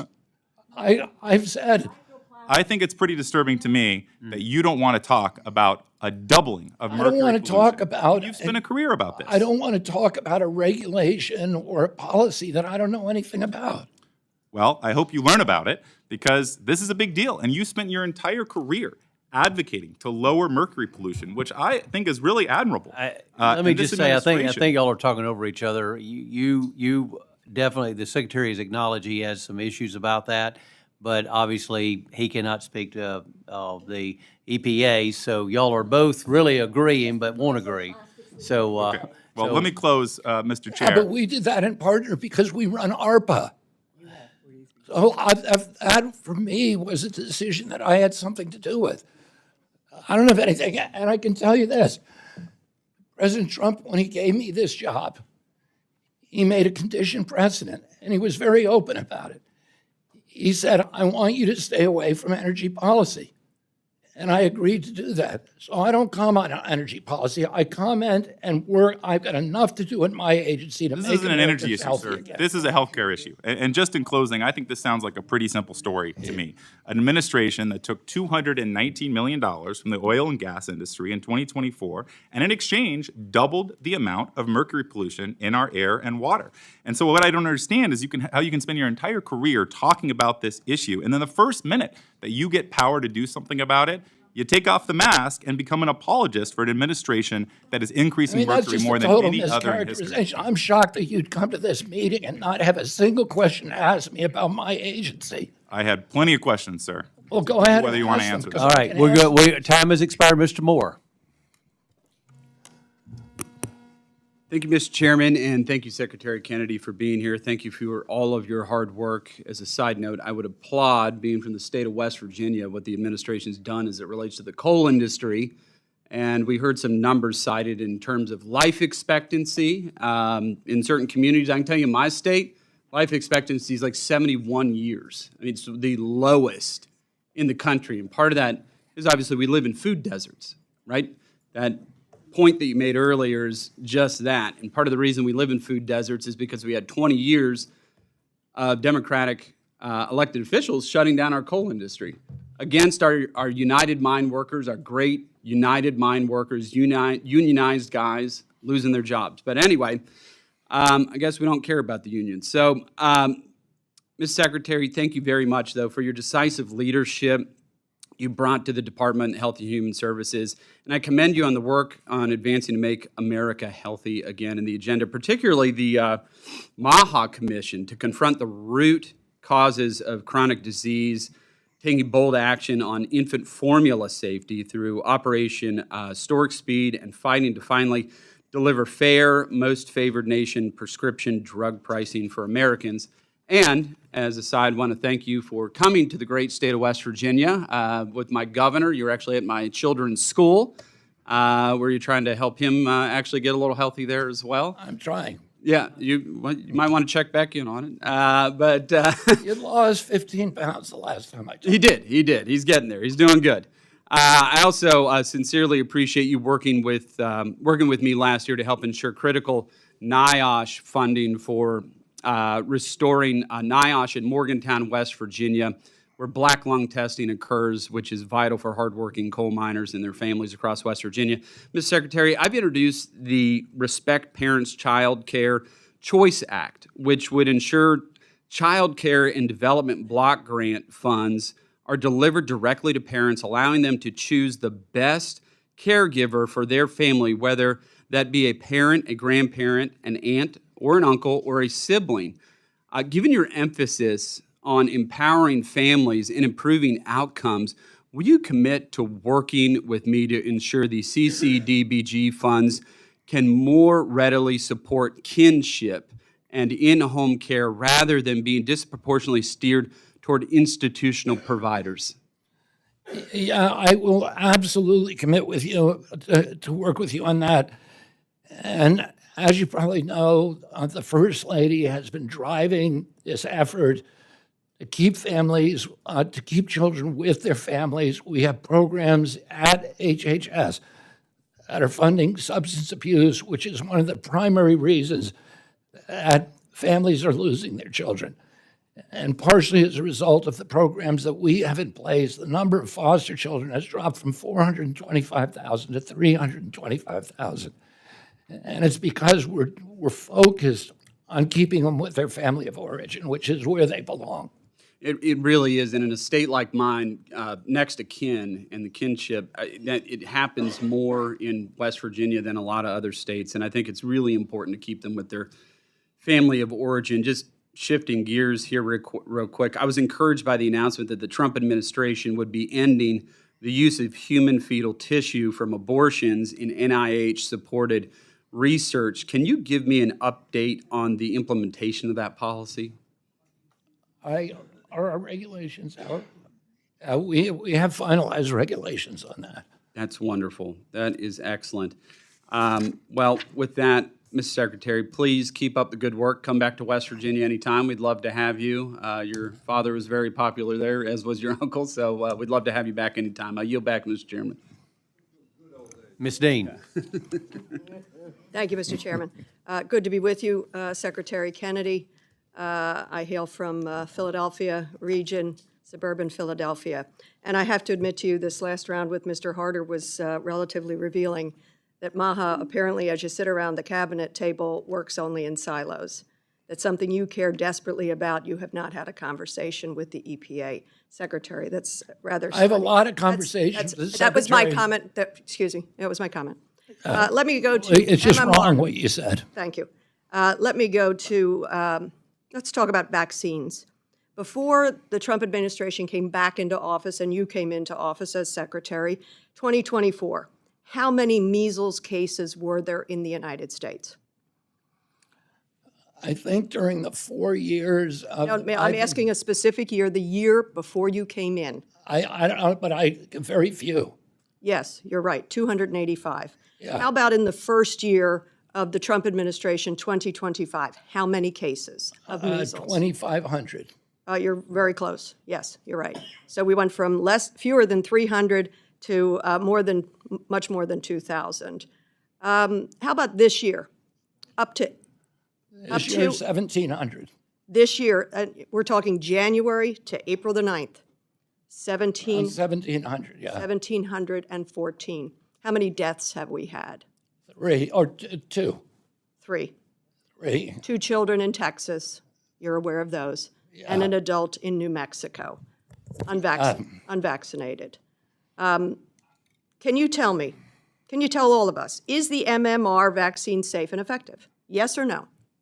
The MMR vaccine? Yes or no? Yes. Thank you. It's safe for most people. Can you agree that getting the vaccine is a lot safer than getting measles? Yes. Terrific. That's why I am deeply troubled that vaccination rates are declining under your leadership, under this administration.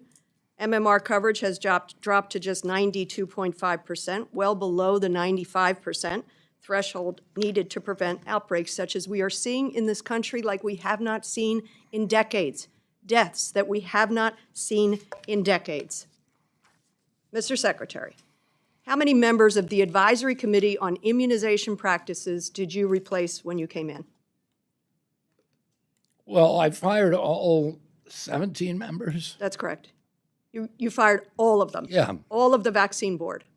The entire corrupt vaccine board. Okay, thanks. You've decided they were corrupt. And apparently what their practices were, what their recommendations were keeping us healthier, children healthier, children alive. You're not going to let me reply. You will not let me reply because you do not dare to talk to me about what you just talked about, measles. You do not have the courage to allow me to reply. I told you the numbers. You know the numbers. I would think that would concern you as Secretary. You're implying that is because of a drop in vaccination rate. There is a 80% of those connection. numbers are people who are over 5. They had nothing to do with me. That there is Vaccination rates dropped there after is- COVID because of mismanagement. I'll reclaim my time, Mr. Secretary. Thank you. And you replaced all 17 members with people who lack the expertise required to make evidence-based recommendations. Wrong. Absolutely. Well, it's true. Completely, utterly wrong. Okay. Let me turn to 2 other areas that I know you care about, I care about, mental health and addiction. As you know from our past conversations, substance use disorder and addiction, it's a health issue that is, I bet, matters to everybody in this room. It matters to me and my family. I have a son, Harry, 13 and a half years in long-term recovery from addiction to opioids.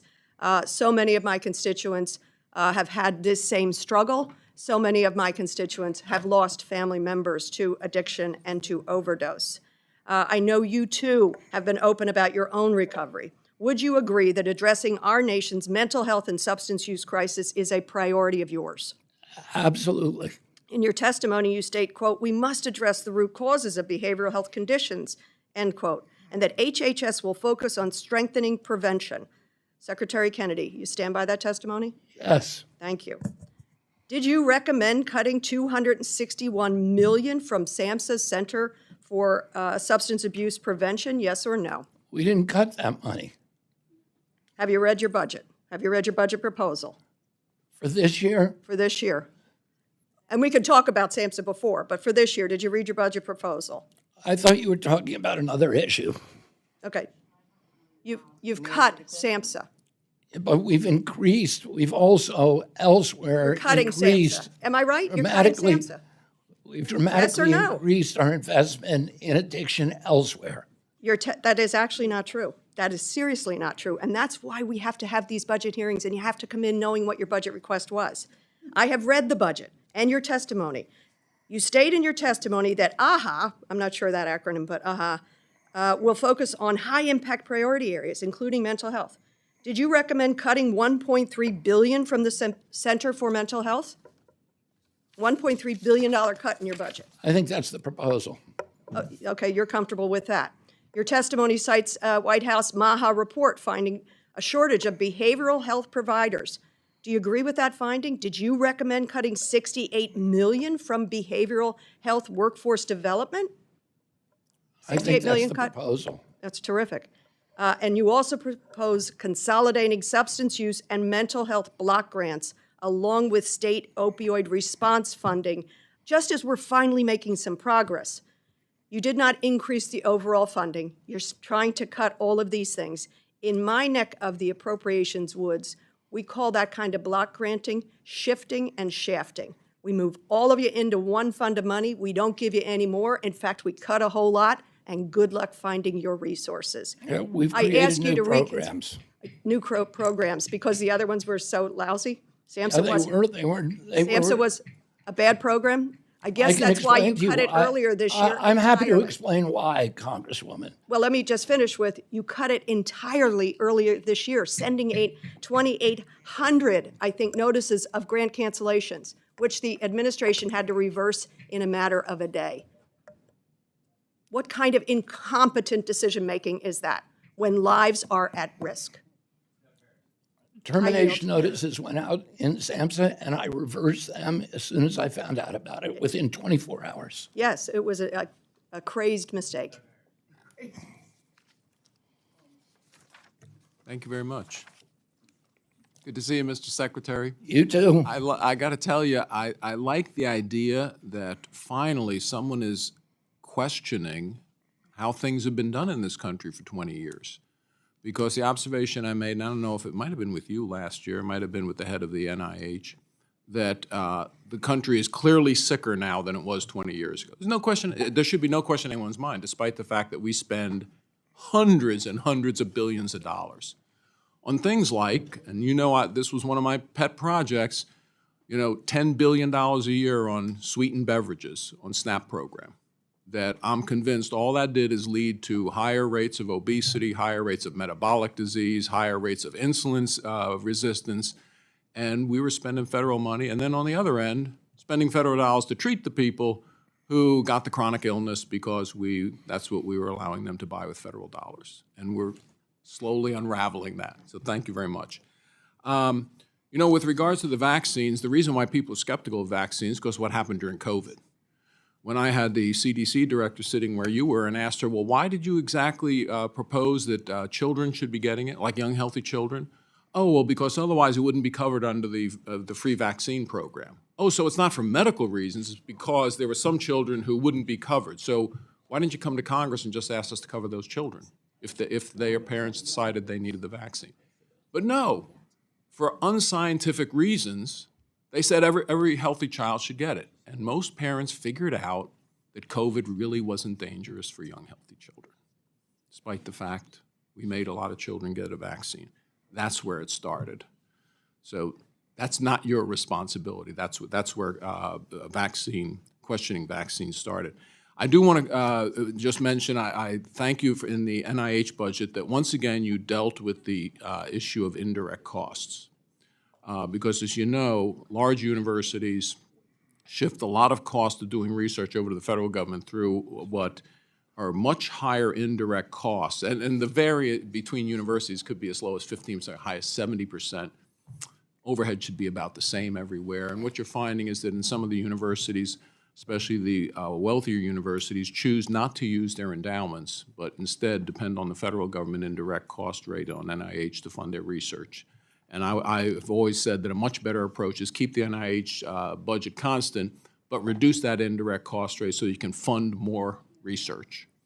And when I've talked to university directors, people high up, they say, well, we can't spend our endowments on that because those endowments are targeted. Well, they're not targeted to research because you're passing the cost on to the federal government. Philanthropists will target that. They can fund those labs. With regard to Medicare Advantage, I just want to bring your attention to the fact that I was a little disappointed that we allowed the insurance companies a little higher increase this year for Medicare Advantage. I understand that there were some areas where they were going to withdraw product, but there is still that problem of abuse of the program by what's called upcoding. You may be aware of it. If not, Dr. Oz, I'm sure. Very much aware of it. Yeah, that upcoding has got to go away. This is totally abusive. You're fixing it. Thank you very much, because this is tens of billions of dollars a year, goes right into the bottom line profits of insurance companies that are making a lot of money and not to delivering health care. We're That's the fixing problem. Thank you very much. On nutrition, obviously, we're aligned on that. We really have to think long and hard about how we, the kind of signals we send to people about what you should be eating, what you shouldn't be eating. And I think we got to start with the 22 states that have the SNAP waivers. It might even be more than 22 now. But what I want to ask you is what work are you doing to crack down on the fraud, waste, and abuse in HHS? Because we know that when you have a budget that large, there is going to, and at many different levels, there's going to be fraud, waste, and abuse. Can you give us some examples of where you've found it and where you're dealing with it? I mean, we've ended the pay and chase system so that every grant that goes out is monitored before it goes out to make sure that we're not sending it to fraudsters instead of human beings. We've withdrawn $350 million we've withheld from payments to Minnesota to force them to audit and give us receipts. We're doing the same thing in Florida with the deal with the durable medical equipment. Florida is absolutely cooperating with us. Minnesota is not.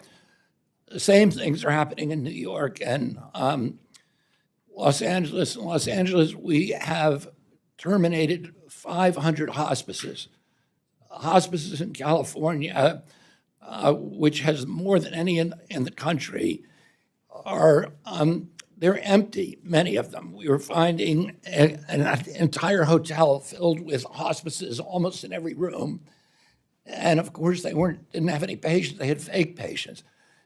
They were buying patient numbers, or they were going to poor areas of town, giving a flat screen TV that cost them $400 to $600, and getting the patient to register for the hospice and then collecting from us $6,000 a month. The odd thing that we were able to see is that the patients never died. Typically, a patient goes to hospice, they die within 18 days. These patients live forever. And they were just billing us month after month after month. And they stole billions and billions of dollars from us, and we're shutting that down. Thank you very much for looking after the taxpayer dollars. Stealing money from people who really need the health care is just immoral. That's all I can tell you. We can extend, Medicaid's supposed to expire in 2033. It goes bankrupt. Just by eliminating the fraud, we extend it for another 5 years. Mr. Fleshman. Thank you, Mr. Chairman. Welcome, Mr. Secretary. I want to, at the outset, thank you for your thoughtful, constructive, and really outstanding participation today. I know you've faced some adversity and the like. I chair the Energy and Water Subcommittee. I'm the cardinal there, and I promise not to ask you any energy questions. But I have a great affinity for this subcommittee, so I'm going to try to limit my questions to relevant topics. My first question, sir, in January of 2025, the FDA approved the first oral self-administered non-opioid to treat moderate to severe pain. I think this is really a big accomplishment. It's my understanding, though, that now, nearly a year later, Medicare Part D plans are not covering newly approved non-opioids, which provide patients and prescribers with these alternatives. I'd rather ask this in the most benign way, because I know you've been through a lot today. Would you commit to working to help to ensure that Medicare beneficiaries would have access to opioid alternatives? And I'll just leave it at that. Yeah, I mean, we're doing everything that we can to make that happen. There was a complication because if you allow certain companies change their label for non-surgical pain, it then applies to every non-surgical painkiller across the board, and they all then get CMS refunds. And there's a lot of those that we don't want to pay for. And so we tried everything that we could to figure out how to do that, because they're approved, all of them are approved for surgical pain and immediately post-surgical while you're still in the hospital. And we tried to figure out how to get them to change the label so that they would continue to apply even after you left the hospital. But if we did that, it would open up CMS to tens of billions of dollars in costs for pills that are not covered right now that people just buy in the drugstore. Thank you, sir. My final question deals with illegal e-vape products. It's my understanding, Mr. Secretary, that This is a staggering problem. A lot of these apparently come in from China into the U.S. market. And my question for you is that last year, Congress directed the FDA to dedicate $200 million towards enforcement to crack down on illicit vapes and illicit nicotine products. Do you know how those funds are going to be spent, and what are your thoughts on this issue? Well, some of it has been spent on enforcement. I participated with Pam Bondi in a big bust in Illinois. I think we confiscated 1 million vapes that were Chinese. There's a complication because a regulatory complication with FDA because we were not able to get enough American vapes approved for this country. There's a giant market. People are using those vapes to quit smoking, which is something that we like. And it was further complicated about whether or not we should allow the companies to make vapes that were designed essentially to attract children, cotton candy, and bubblegum flavors. So which flavors we would approve, menthol, tobacco, versus those, and that got caught up in the regulatory process, and we are doing everything we can now to approve American vapes as quickly as we can, and as soon as we get a few more on the market, we'll be able to do the bust of the Chinese vapes more aggressively. Yes, sir. Well, Mr. Secretary, I began with thanks. Let me conclude with thanks. I appreciate your service in this position and to this administration. Thank you, sir, and I yield back. Thank you, Mr. Fleischer. Well, I think we've had a very good, robust hearing today, and we know we've been going for almost 2.5 hours now. So, and I know the Secretary's had a long day, but I would like to recognize the ranking member for some closing remarks that she'll have, and then I will close. Thank you very much, Mr. Chairman. And just one point, and this follows up on something that Mr. Pocan said earlier, because it had to do with last year's hearing. Because I asked you if you would fully commit to obligating funding that was appropriated, and you said yes in the same way. You said yes to this inquiry by Congressman Pocan. You know, I make an assumption that you would just say yes to do you commit to fully obligating funding appropriated to HHS for fiscal year 2026, and that you would agree to that.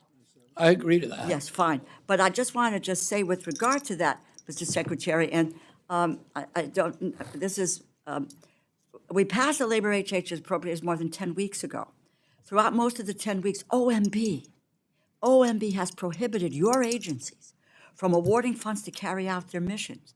I mean, I have to ask the question, who's in charge? Who's in charge? Family violence prevention grants are not going out. Community service block grants are not going out, and the list the list go on. I understand they have now approved that, but that's quite frankly because of your presence here today.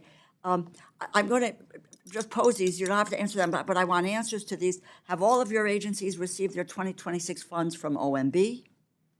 And would you commit to sharing with this committee the spend plans that each of your agencies are required to negotiate with OMB, which are currently now being withheld from the Congress and from this committee?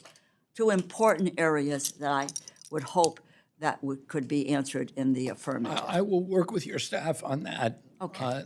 Congresswoman. Okay. Thank you. And if there are agencies who have not been approved, let us know that.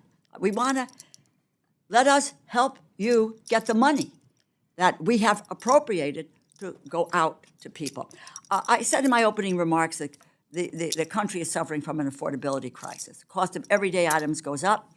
I don't believe, and as I said, that there isn't anything being done by the administration to address this issue. As a matter of fact, calling it a hoax. You passed a law. Instead, the Trump administration and Republicans in the Congress passed a law last year to cut Medicaid and nutrition assistance by $1.2 trillion. 50 million Americans will lose their health insurance. Millions of Americans are seeing their health insurance premiums increase by thousands of dollars. Hospitals are going to close. That's especially true in rural areas of the country and that are on Medicaid coverage. In your written testimony, you said, and I quote, "Behavioral health conditions are a major contributor to chronic illness, disability, and rising healthcare costs," end quote. The largest payer for behavioral health care is Medicaid. And if the Republicans are going to cut Medicaid by $1 trillion over the next decade. Now, the president's budget is proposing to cut funding for health agencies by $16 billion next year. We can't afford child care because we are fighting wars. So you are proposing to cut life-saving medical research at $6 billion, public health programs by $3 billion, energy assistance by $4 billion, mental health services by $500 million, workforce training programs, including nurses training, by more than $600 billion. And I said to you, and I think it was very clear, Mr. Secretary, we're not going to do that. And maybe that's what you are relying on, but we're not going to do that. We can't, in good conscience, do that. You can't support medical research by cutting $6 billion from the NIH.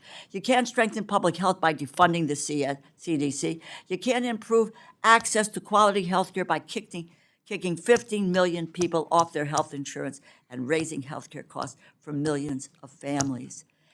This is an agency that has an enormous portfolio, all of it geared toward saving lives. I believe you want to do that. I believe that this budget is contrary to doing that.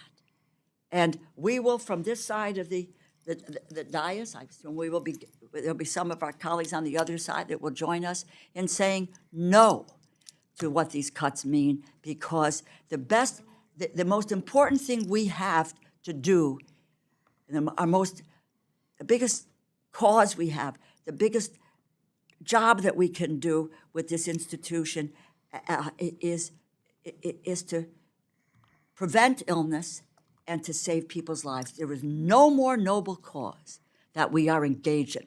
I work on helicopters, roads, bridges, all of that stuff. Nothing is more important than what happens that's coming out of this subcommittee and what we do to save lives. We are going to do that. And thank you, Mr. Chairman. Thank you, Mr. Chairman, can I say Please. a couple of quick things? One is, first, I want to thank this committee for its civility and its congeniality. It is way different than going in front of any other committee, and I'm happy to come back here anytime. So I want to thank all of you, Democrats and Republicans. Second of all, we're not cutting Medicaid. The CBO report came out. Medicaid increased by 47% over the next 10 years. So there is no cut to Medicaid. And number three, it's easy to demonize OMB and Russ Vought, but Russ Vought is looking out for our country. We have a $39 trillion debt. Each child born in this country is paying $6,600 before they pay a single health bill, $25,000 for a family of four. Russ is trying to make sure that these programs are alive for future generations, and that's what the president wants. So I just want to mention that. Yeah, well, Thank you, thank you, Miss. Thank you, Mr. Secretary. No tax on tips. My time. No tax on Social Security. Those are for Let me rich just people. say, Mr. Secretary, I will say thank you for your compliments on our committee, our subcommittee here. And there was a common theme, I think, up and down the aisle, that everyone agreed with you on so many issues. Maybe not 100%, but I go to some hearings, and when some of my colleagues on the other side of the aisle, they don't agree with anything. So you were given a lot of compliments here today, but thank you. I know it's been a long day for you, and thank you for your time here. But just in closing, I do want to mention, of course, I mentioned the mifepristone issue, and I understand you're not allowed to speak to that right now because of the litigation. But obviously, abortion is a very big issue to many of us, and I just want to mention that Planned Parenthood released its annual report and I don't know if you saw it or not, but it state that more than $2 billion of dollars have come in revenue from grants and contracts and medical payments. And it's one of the largest abortion providers in the United States. Planned Parenthood uses its resources to pursue a very radical left-wing agenda. And I would just ask you to look into this, and as they address this, and how you can deal with that. And then, in closing, again, rural health is very near and dear to many on this issue, on this dais and across the board, and Democrat and Republican. So, I know that the wage index is a tricky matter and how you deal with it, but I would ask you to look at some options that in your existing authority and what y'all could do to address these persistent inequities for rural areas and where they're low wage states. So it would be, I think this would be something that Democrats and Republicans would very much appreciate you looking at what your authority is in that regard. So with that, thank you for being here today, and we look forward to working with you and seeing you back in Alabama and back in Winston County. Thank you. All right, bye-bye.